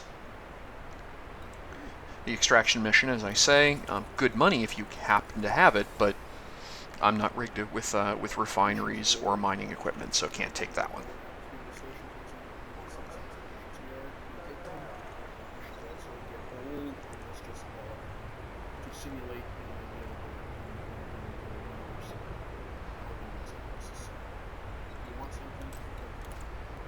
Alright, is there anything else here that happens to be going to your rail?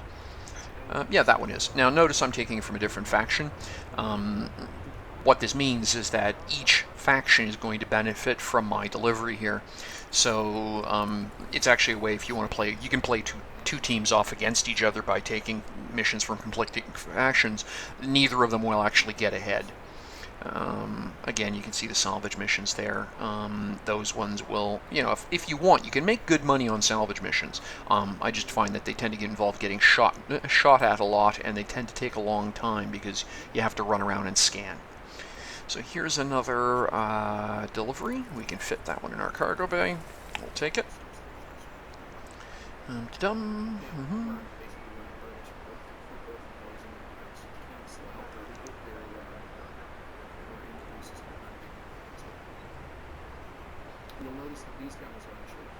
Yeah, so this is Federation power.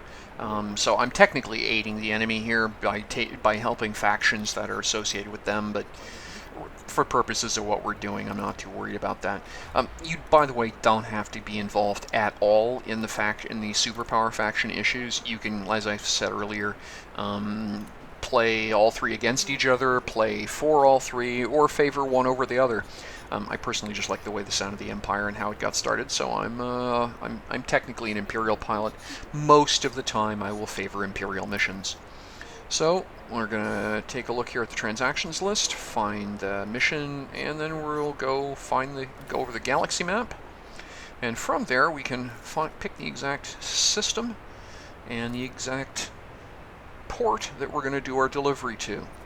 Just like to bring that up, and so you can see the two little markers there. So Popovich and EG Main. Popovich is going to be closest to the primary star, which is where we're going to come out.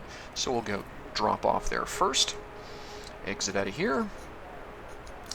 And since we know what, clearly there's stuff here that's being delivered, we can just grab more of it, fill out the cargo hold, so that we can maximize the amount of money we're going to make. You'll notice we got 42 out of 48 used on our cargo space. So we can haul 6 more units of cargo if we like. Just find something here. That looks good. Okay, so over here, just change this to the destination station of Urail, which is, there we are. And now we can see what it is we're exporting to. So anything we have, so there's two things. It's, are we exporting to it, and do we have a supply? So yes, we do. So we'll pack this up. Just pick a few. On large cargo loads, that's kind of tedious. You have to click for every unit of cargo you're going to load. There doesn't seem to be a way to mass load a cargo bay. And now we'll launch.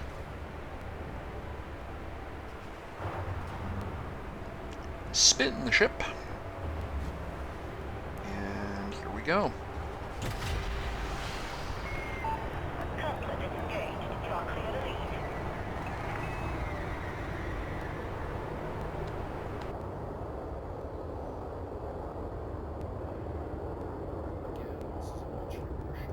Access to the docking bay is strictly forbidden without first obtaining authorized docking permission.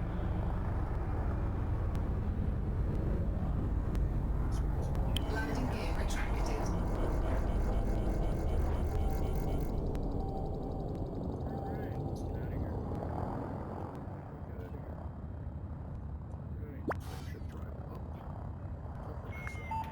You are clear to resume all navigation. Flight control signing off. So the play loop, for lack of a better way of putting it, is pretty straightforward. For a beginning player, until you feel brave enough to experiment, it's grab missions, fly to, grab missions, load cargo, exit station, fly to next system, dock up, land, turn in missions, rinse and repeat. And unless you're particularly trying to influence the economy or politics of a given system, you can wander all over, because every system has its own particular set of missions that may or may not take you back to where you just came from. In fact, you can sort of daisy chain all over the place. I can't help but notice I'm not fuel scooping here. Oh. My clever starship design. My very clever starship design. I forgot the fuel scoops. I'll have to buy fuel scoops. Okay. I feel stupid.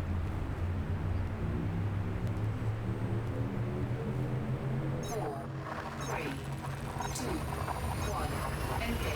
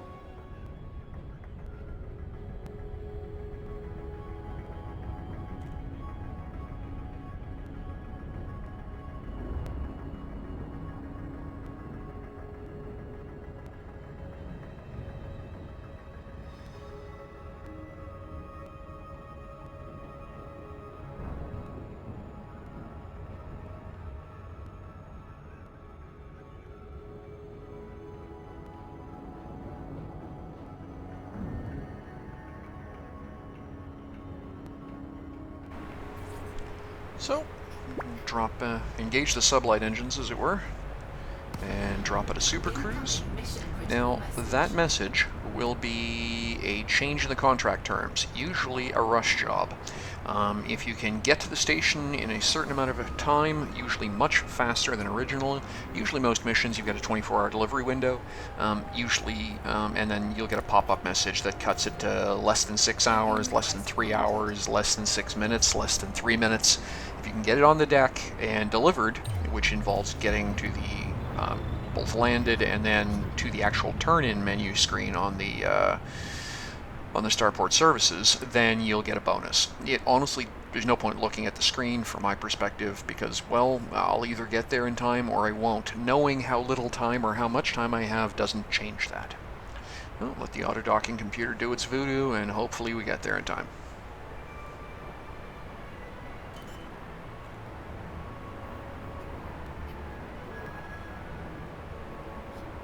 What I find interesting about the auto-docking computer is watching how it solves the docking problems, because these are angles I wouldn't have considered trying to land from manually. So just watching it do its thing is actually sort of giving me ideas about better ways to fly the ship. And there we are, down on the deck. And now we'll go into Starport Services menu. And welcome to Popovich Station. And we're going to immediately go to... Yeah, so you've got different options here, but what we want to do is go to the mission board. There we go. And then turn our missions in. The sooner we do that, well, the sooner we get paid.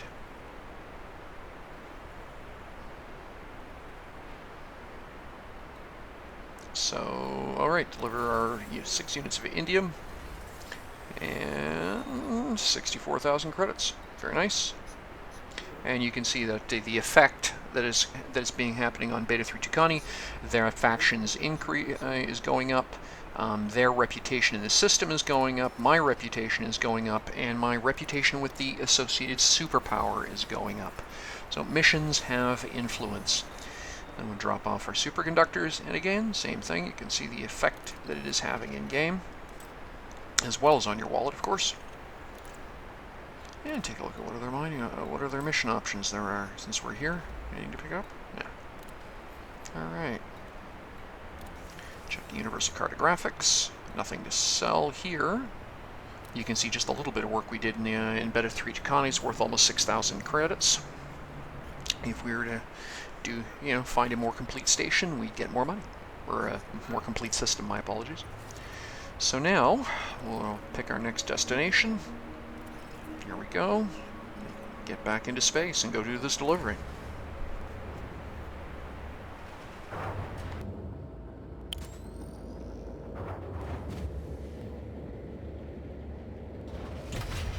Ship released. Engines engaged. Elite Dangerous has been both praised as well as criticized as being long-haul trucking in space. And there are some similarities, obviously enough.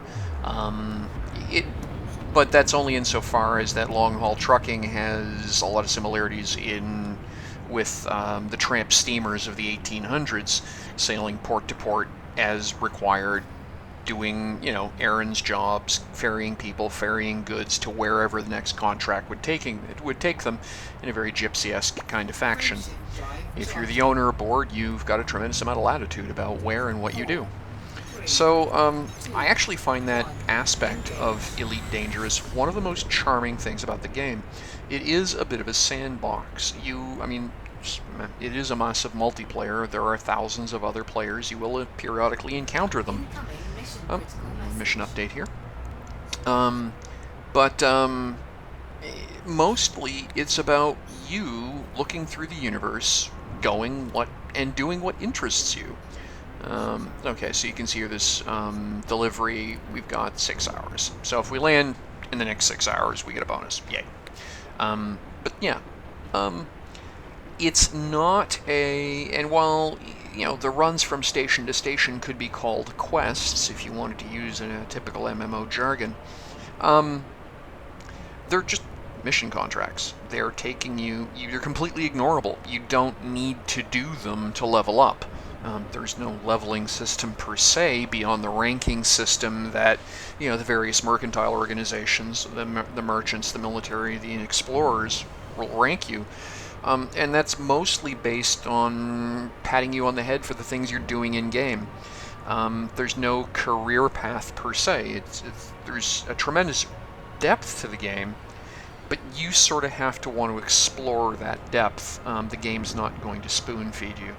So, yeah, at its most basic, it's space trucking, if you want to use that term, or, being a tramp merchant. But that's not necessarily a bad thing. When you decide you're bored of that, there's lots more to do.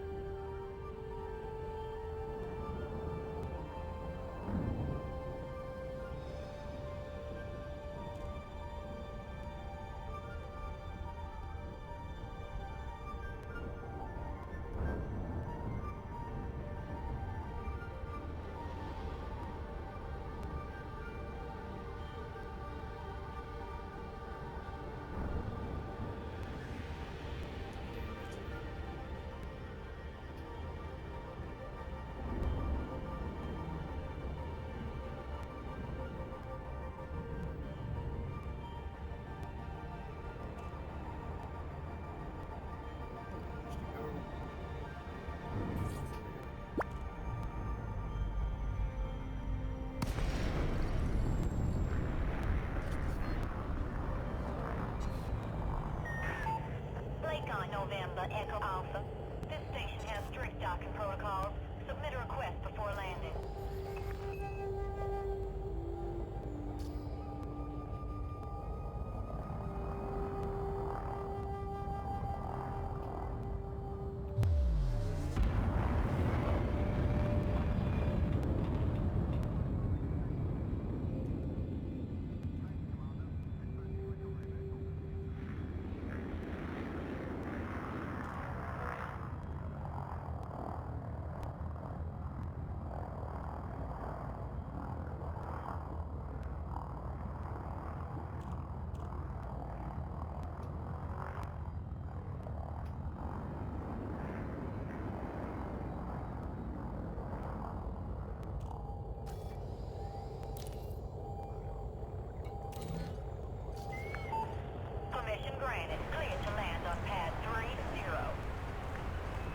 Now, if you look at the ring around the central spoke, the docking hub, you'll notice that that ring is glass roofed, the interior edge of the ring, which makes sense. Harder for micrometeoroids, but so sunlight is streaming in and illuminating the interior of the habitation ring, and you can quite clearly see that there's buildings there, there's trees, there's green, so that is a very lush little space that, getting regularly doused in sun as this space station slowly twirls through space. I think that's absolutely beautiful.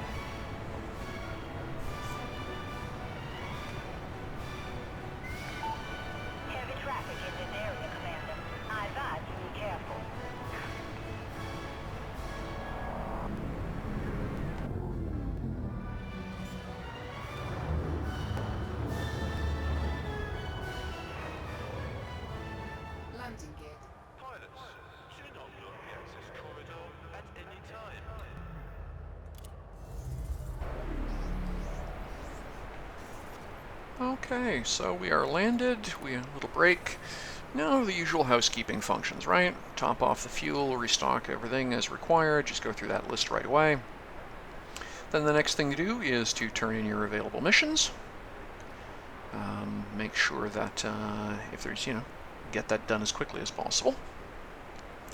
So there's our load of semiconductors, claim that. And yeah, 90 grand, not bad. And a little happy message, and you can see our reputation's increasing, and so's theirs. So EG Union's doing well because we're helping them. I really do like the fact that, again, it's part of the thing I find so interesting about this game is that your actions are directly impacting the NPC world. So that's kind of cool. So just browse through the available missions, see what we've got here. Those are strike missions on the ground. It literally involves taking your SRV, driving over the target, and shooting it repeatedly, and usually getting shot back at. Your SRV is armed, so that's cool.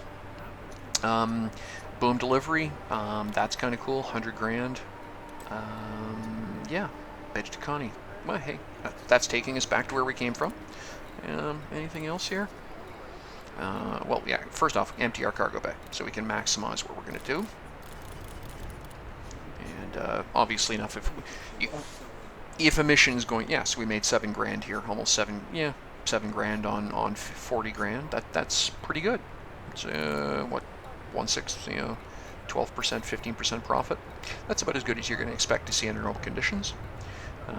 The exhaust manifolds were a mission reward. It's crafting materials. I'm not worrying about that right now. There's an entire other, essentially a hot rodding system for your starships using the engineers. So you'll unlock engineers who will do business with you, and you bring them an assortment of bits and pieces like these mission rewards, and they will hot rod your ship. Faster engines, better shields, more piercing weapons, that kind of thing. We've still got a load of superconductors to deliver. Where do they go? Planetary landing. Okay, we can do that.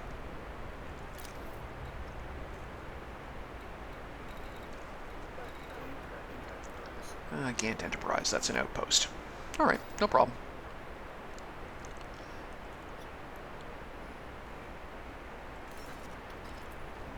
Oops, wrong map view here. One sec.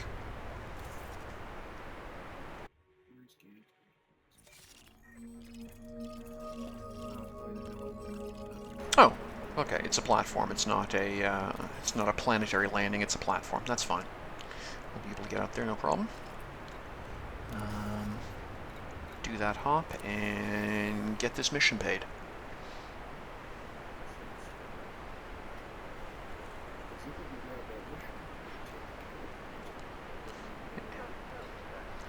See if there's anything else we can snag while we're here. Yeah, where's that mission? There we are. Okay, so we'll take the one back to Beta Tucani. That's a planetary landing. You can see it's got the horizon icon beside it. So we'll show you what a planetary landing looks like. And well, 100 grand for a little bit of flying isn't such a bad deal. So we'll do that. Okay. Anything else going to Beta 3 Tucani?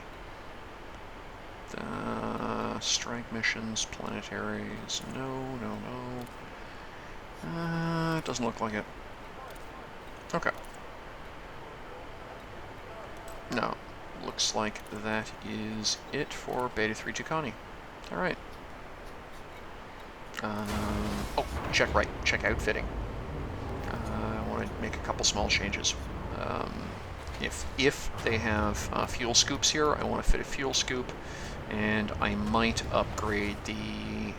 I'm still thinking about upgrading the planetary scanner. Let's see what they got.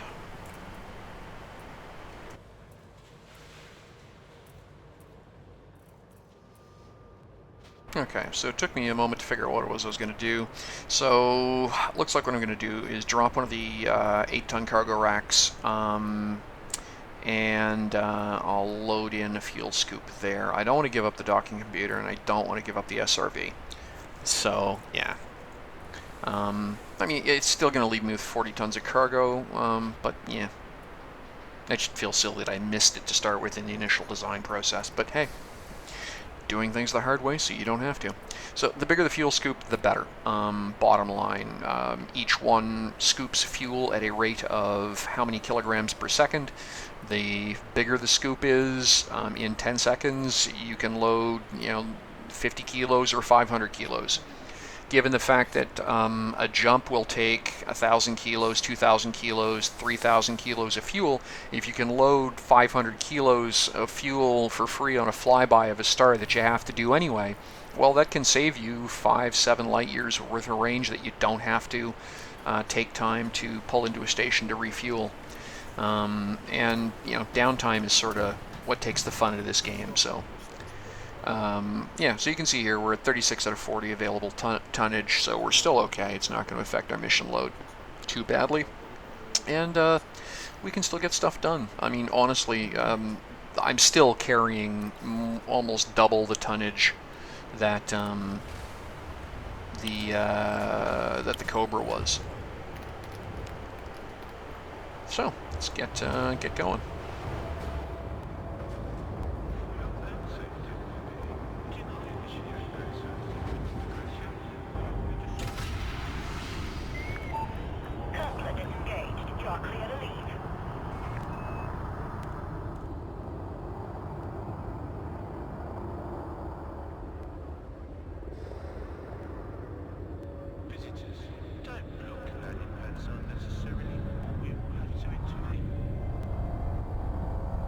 Landing gear retracted.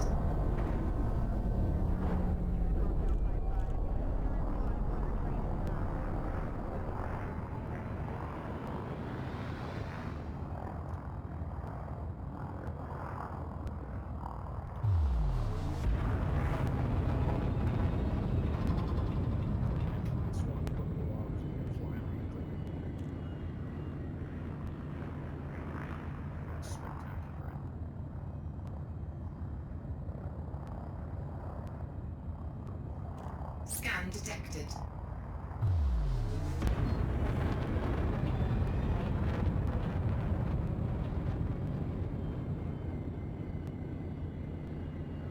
Frameshift drive charging. 4, 3, 2, 1. Engage.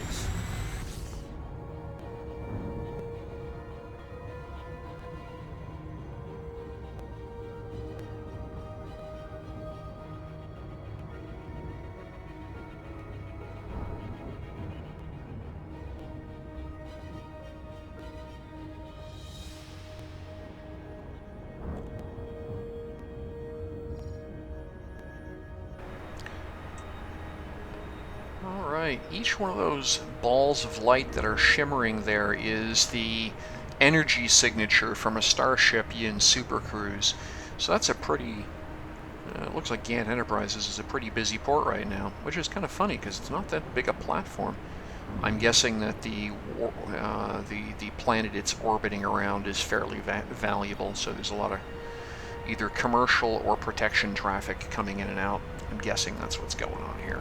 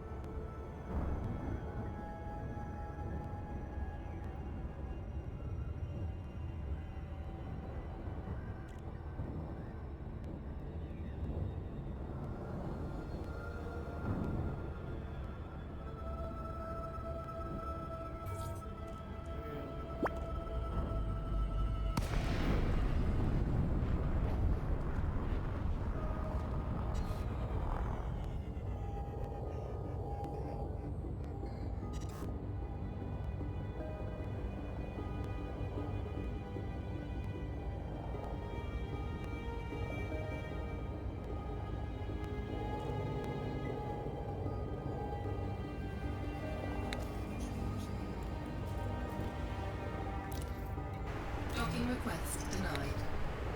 So docking request denied means one of two things. They either hate me, which they don't because you can see the station is green for friendly, or two, they don't have any room.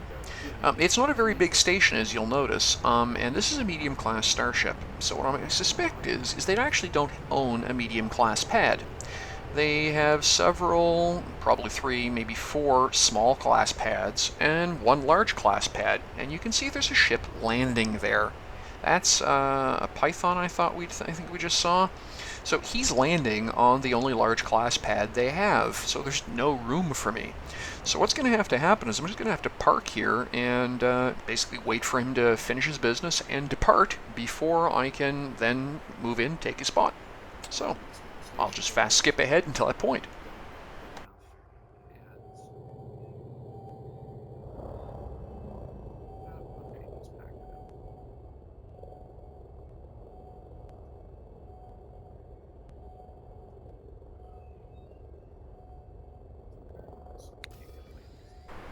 Okay, so you can see he's taking off. We'll request landing, and there we go. That's what we were waiting for. So now we'll just maneuver in. I'll turn the robot on, and in we go.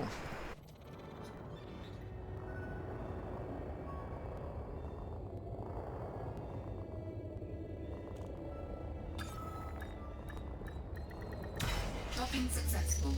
Engines disengaged.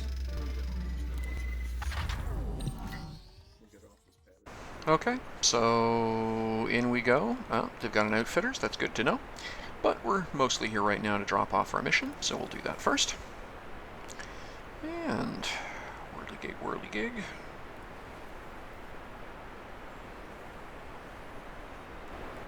So there we are. Mission delivery, reputation change, influence change, and 150 grand in the bank. Very nice. Next thing to do is to go to our existing transactions and pop up the galaxy map and set up our course for Beta 3 Tucani. Of course, I mean, it probably makes a little bit of sense to also check to see if there's anything else going to Beta 3 Tucani as well, because that way we can maximize our cash making here. Stack as many things at the same time. Not looking good. 0-0, not there. No, nothing here. No. Okay, so looks like no joy there. All right, it's always good to check though. Why make 100? Why make 100 grand when you can make 200 grand, or whatever the just by stacking transits. Now, we do know there's a few things that sell well. We know we're going into Beta 3 Tucani, so it's just... Okay, there we are.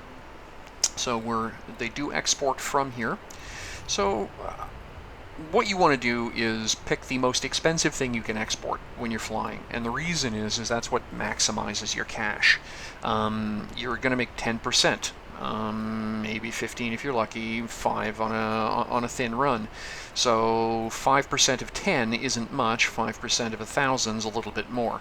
So you're trying to find things that are, several thousand credits per unit to maximize the amount of profit you're going to make on a given load. That's sort of one of those things about merchanting. Buy low, sell high, and ship expensive over ship cheap. So just trying to figure out what it is we're going to take here, and yeah, then we'll get going.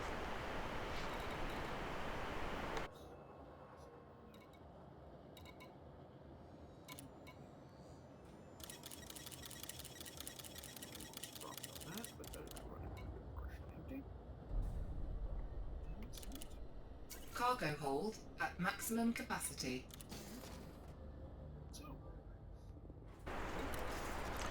Okay, so this part of the process should be pretty familiar by now. We're going to just jump in, pop open the galaxy map, and then link from there to get to the system map, and pick the world we're going to fly to. So here we go. And, okay, you're not seeing where we're going, right? You'll notice there's a big gap here, and so none of the worlds we do know about have got delivery markers on them, and we don't see all of the worlds in that sector. In that system. There's a huge gap there. Those 2 orbits, there's at least 2 orbits there that ought to have planets in them. Okay, just making sure. So we're going to Burkhart Relay, and we don't have a location for Burkhardt Relay. So that means we're going to have to get into Beta 3 Tucani and find those planets. There's a couple ways we can do that. Let's go back and double check the system map and make sure I'm not missing something. But yeah. So I don't have a surface map there, so it could be on that location and I just not know it, but that huge gap there is a hint. It's pretty unlikely that those orbits would be empty. I'm guessing I'm missing probably 1, possibly 2 planets that I don't have data for. So I'm going to have to find those planets. So I'll just pick one world I do know about, because I need to scan it anyway. I don't have any data on it. For a surface map, just in case it turns out that my destination is on that planet. So I'm going to skip into outfitting, and I think this is where I'm going to just bite the bullet, spend the $1.5 million, and get the upgraded scanning system so that I can find those planets. Because obviously they were more than 1,000 light years away from anywhere I was the last 2 times I fired the Discovery scanner as I have it. So, yeah, I'm just not... It's going to save me the time and aggravation. So, here we go. We're going to browse that out. And... Stellar body scanners. There we are. And... buy. Yeah, 1.5 million, but cash in the bank is not nearly as valuable as parts in a ship. So, let's get back into space. Ship released. Engines engaged.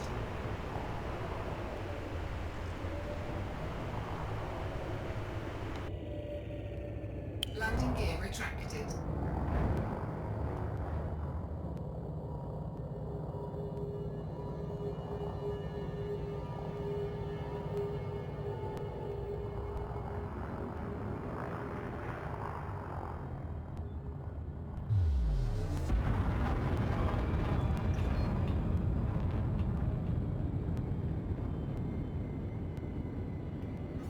Frameshift drive charging.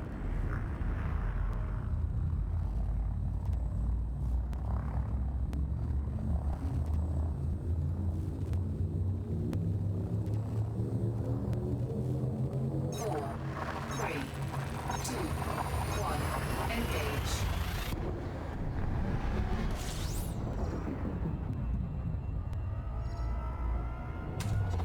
Fuel scooping.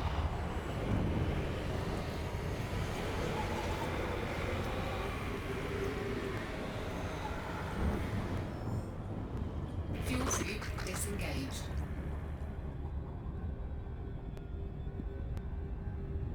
Frameshift drive charging.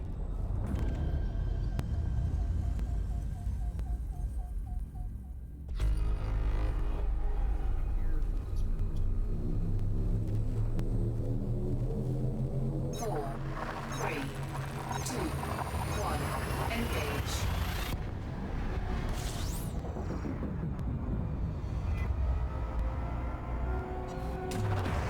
Alright, flash up the new improved scanner and see what we find.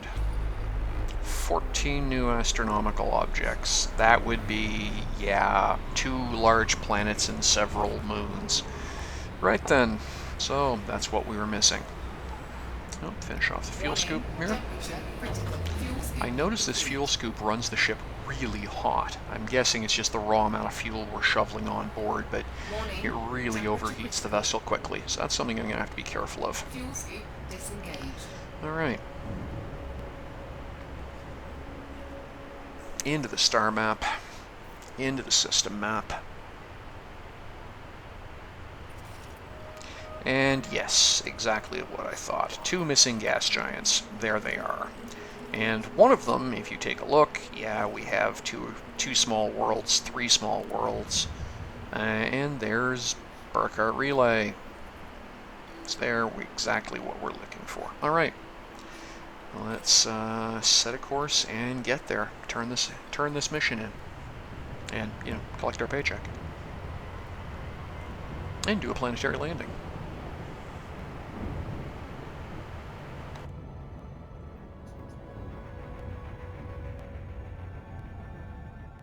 So, just going to take a brief little moment here and a little bit of a glamour shot.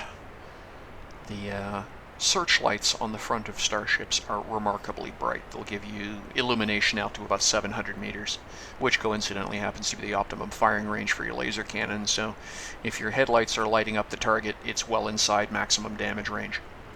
So yeah, those glowing panels, those are my my heat radiators trying to bleed off extra heat from the ship. I think I've pointed them out before. And yeah, and I really do like the red.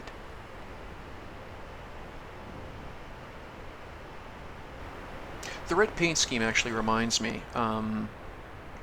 Elite Dangerous, for those of you who are interested, will set you back about $45, depending on your local currency.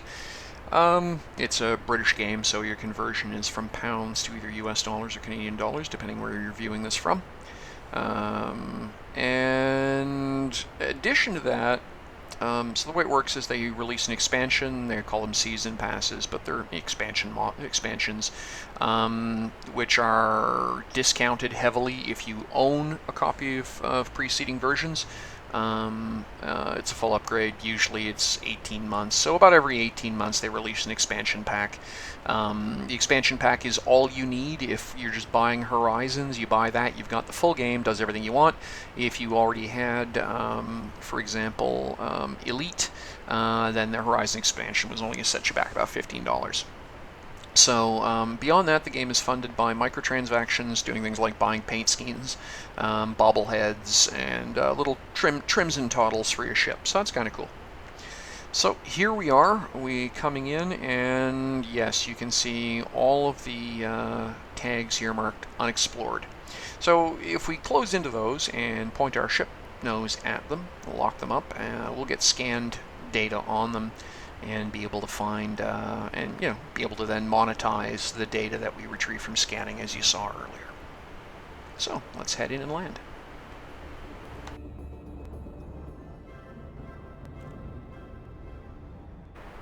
Now you see the dashed ring there. That means that where we are going is obscured. It is on the other side of a solid object. So in this case, you'll see there was a moon. It's a dual body system with a moon orbiting a only slightly larger primary, and so the location we wanted to land was on the on the dark side of the moon. So once we're through, you'll notice that we go in to briefly start with an altimeter. That's the first hint that we got really close to the moon. We're actually starting to measure distance from surface. We're free of the moon's influence, and now we're actually coming in on the primary. And it looks like it's going to be a night side landing as well. So on the right hand side, you'll see there's an altimeter that's dropping. We get into the OC, or orbital cruise mode, which is where a frame shift drive starts dealing with the fact we're in a planet's gravity well. And then we hit the DRP line, which is where we drop out of orbital cruise and go into a hyperglide, where we're hurtling through the atmosphere at several kilometers per second without propulsion, because that sounds fun. So we'll hit drop here in just a moment. We're doing 4 kilometers per second, and we're 80k back, 30k. There we are, dropping from orbital cruise. A little bit of a shaky transition, and now we're near the planet. We're now gliding. So this is a hypersonic glide doing 2,500 meters per second. And hey, look, we've found Burckhardt relay. Very good. So 30k back. Just take it all the way in. You'll notice there is an SRF. That's the surface level, and there we are at a glide. And we'll roll in. And once we get inside 7 kilometers, we can let the robot do the landing.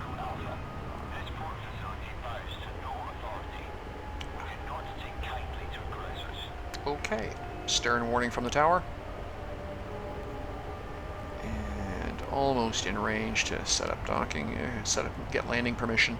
It works just like landing at a platform or an orbital. You request permission and then head for the pad that lights up. That's no problem at all. Alright, 2 pads active,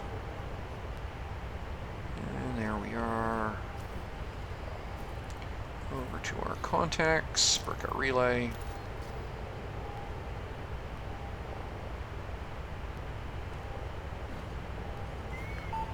Permission granted.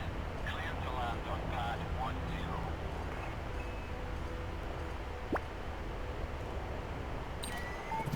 You're clear for automated docking, Commander.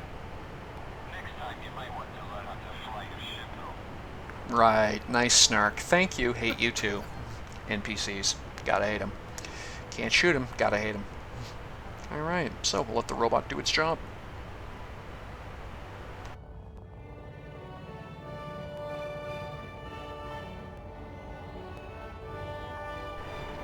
It is moments like this where I am struck, like looking at the Coriolis station, the glass and the trees be underneath in the sunlight, and now this landing approach here, all these buildings lit up at night and the roadways and everything else, how pretty this game manages to achieve. That is just lovely. By the way, just for perspective, not playing on the highest graphics setting. These are high graphics, not ultra. I was having some problems earlier during the live stream, so I dialed the graphics setting back a notch just to be sure. So let's turn our mission in and see what we get. And then let's take the SRV for a drive, shall we?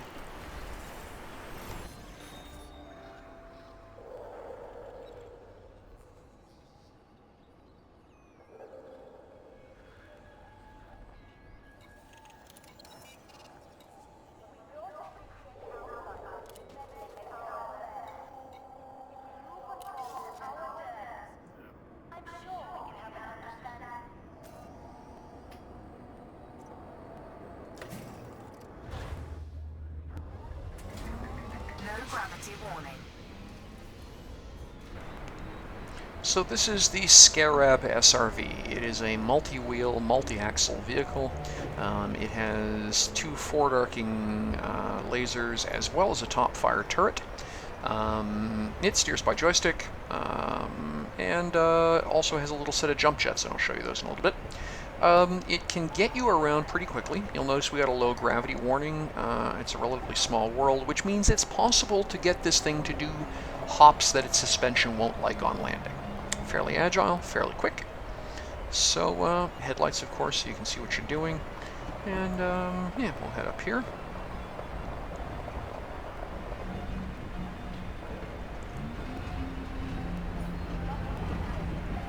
And so, yeah, this is driving around.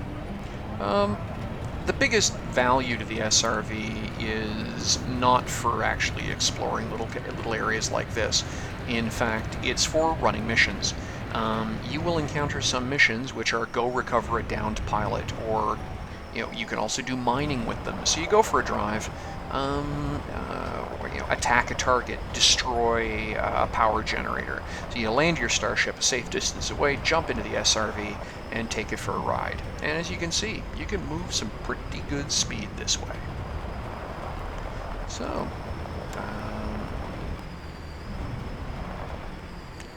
but you can see the effect of the gravity. Those long, lazy leaps, you come off a cliff, you're going to be in trouble. That black thing, by the way, up there is a planet. So we're actually, that's the horizon with a planet on the horizon on the night sky. Lovely.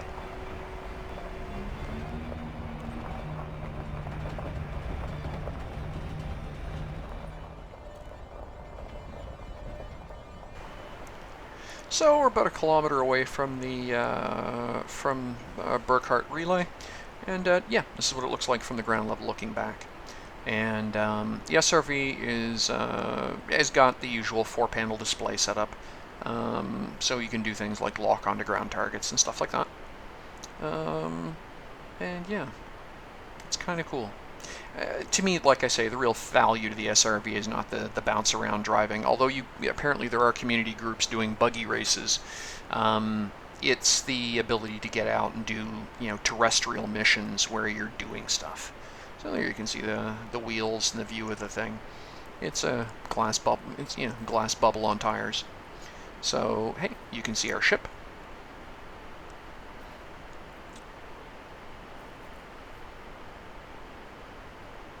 So we'll lock onto our ship here, and there we go. And you can see all of our information. It's kind of funny. Alright. Let's get moving here.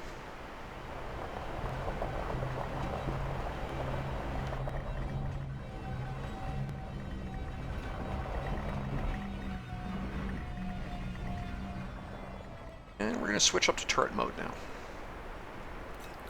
So there we are. You'll notice it says Neuralink, so essentially you're mentally plugged into the guns. So the buggy keeps driving independent of where you point the guns. So you can actually steer, steer the buggy one way while pointing the guns a different way. This is a 360 turret with an up-angle fire, so you can actually engage surface targets as well as air targets if you have to. That's valuable because a lot of outposts are protected by hover drones using either gas jet or fan blades to lift them up in the air. So I've just got the SRV, the Scarab here, kind of on a slow, lazy crawl, about 5 meters per second, I think it is, and just using it as an opportunity to look around using the guns. So there we go. Switch back, and now we're back in the driver's seat. And here's the gas jet hop. A bit of a lousy landing there. That puff you hear is gas jets using to hoist the vehicle up into the air. The biggest value for it is if you unexpectedly come off a hill, is to use those jets to balance out your landing so you're not going to take structural damage on a hard landing.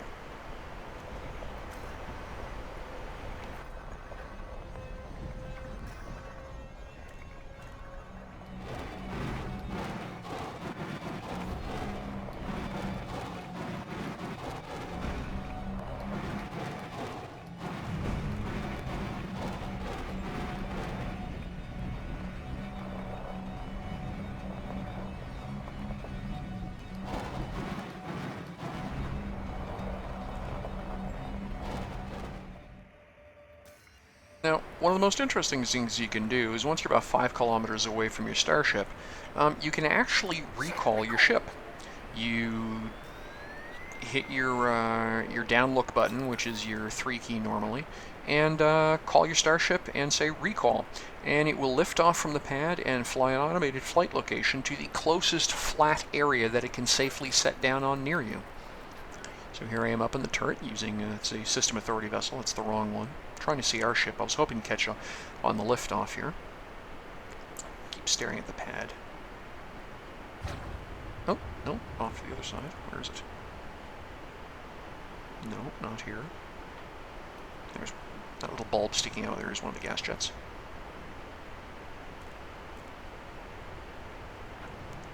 Ah, there it is. And there's the Starship. That is our bird. So it's going to set down over there by itself. Essentially what it's determined is where I'm at currently is unsafe for a landing. So that's as close as it's going to be able to get for safety. And it's going to go into a power down shutdown. And so all I have to do then is take the SRV and drive over to pick it up. And then I can come back on board.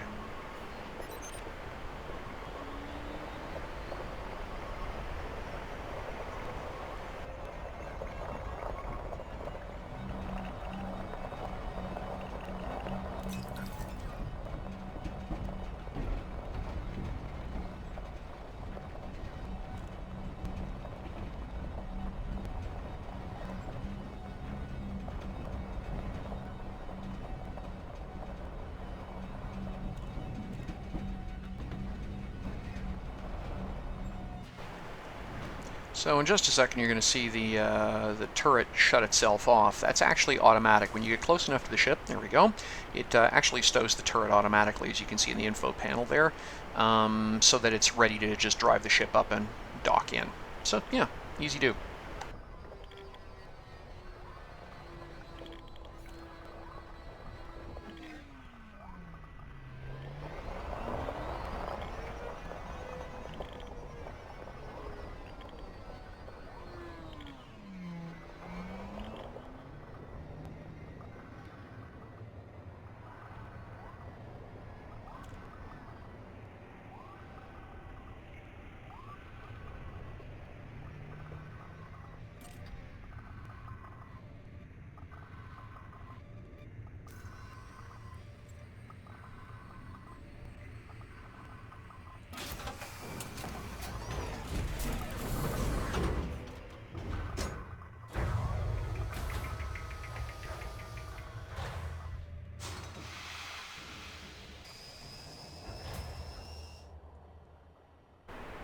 And there we are. We're back on board the ship and ready to go.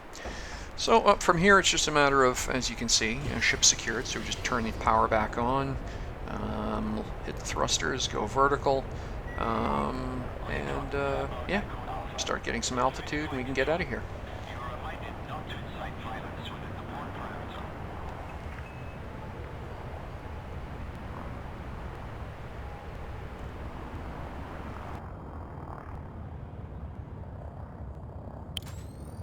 Landing gear retracted.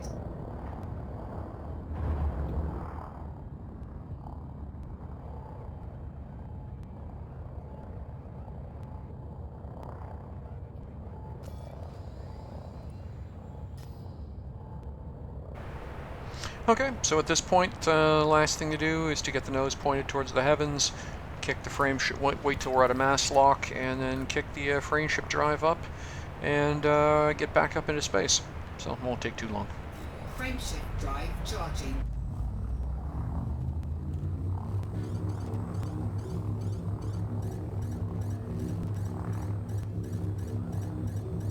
Four, three, two, one. Engage.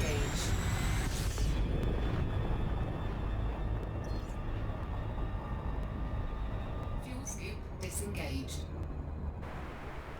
Alright, so what I did was I took about 40 minutes, which I've edited out because it was 40 minutes, of just zooming around the Beta 3 Tucani star system and scanning all of the various locations in the system that we had just discovered that I didn't have astronomical data for.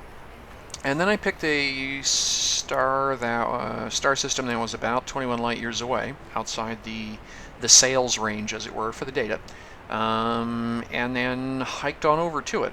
So this is just, the last jump leading into that system, and then the super cruise into the delivery. And the point is, I just want to show you how much money you can make with the exploration side of the game. Keep in mind, this is just one, two planets in a system with, whatever it was, 15 moons and asteroid belts between them. Frameshift drive charging.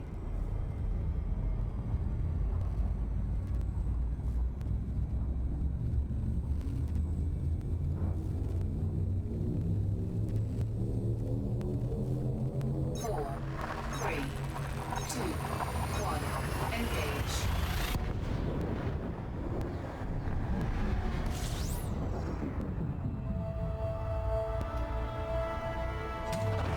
Fuel scooping.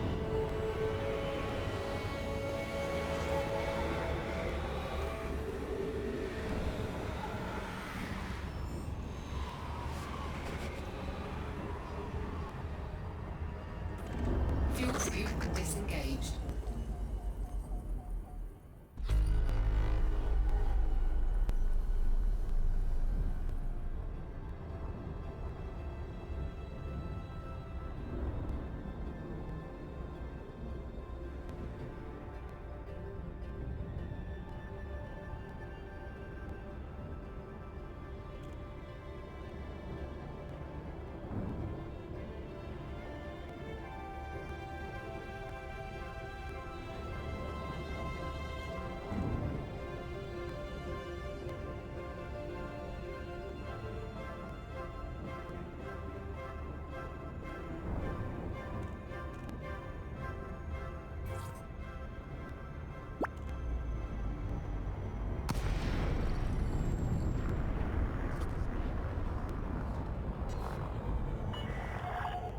November Echo Alpha. This is the Flight Operations Department. Please comply with established docking procedures, Commander. 2,000 meters from touchdown.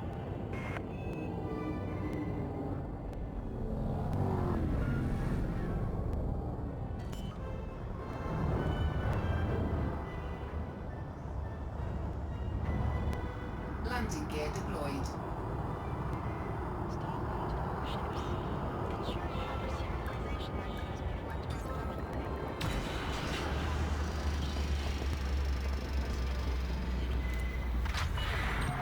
Touchdown confirmed. Dispatching ground crew. Welcome to our starport, Commander.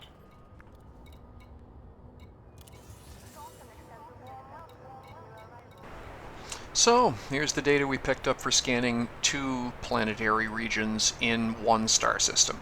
10,000 credits, which essentially was, half of what we made in bounties. So we're just barely 20 light years away from the system where we scanned it. We scanned 5 belts and 2 worlds, and yeah. If any of those locations had been of real value, if one of them been an Earth-like world, for example, we could have doubled or tripled that much money. If we had found an astronomical feature like a neutron star or a black hole, easily could have doubled or tripled the money. So yeah, exploring. It's a good way to make some cash. So. Probably the next video I do will be me doing a run for this community goal, and showing you what's involved in Star Trekking across the universe, as it were. It's a long haul. The goods that they're looking for aren't available everywhere, so I'll have to do a little bit of online research, find out where I can pick up what it is they need, fly there first, and then begin the trek. With 40 tons of available cargo space, I should be able to actually make a decent impact on the community goal. Literally, I'll be delivering twice as much as I was able to with the Cobra. Thanks very much for watching, ladies and gentlemen, pilots of all ages. I hope you enjoyed the video. I hope you've gotten a sense of just how much depth there is to Elite Dangerous. It's, as far as I'm concerned, a remarkably fun game. You can clearly see its roots in the original versions of the late 1980s, but it's still absolutely a product of today. A lot of fun. I hope you consider taking a look at it, and if so, I'll see you out there. Take care. Bye-bye.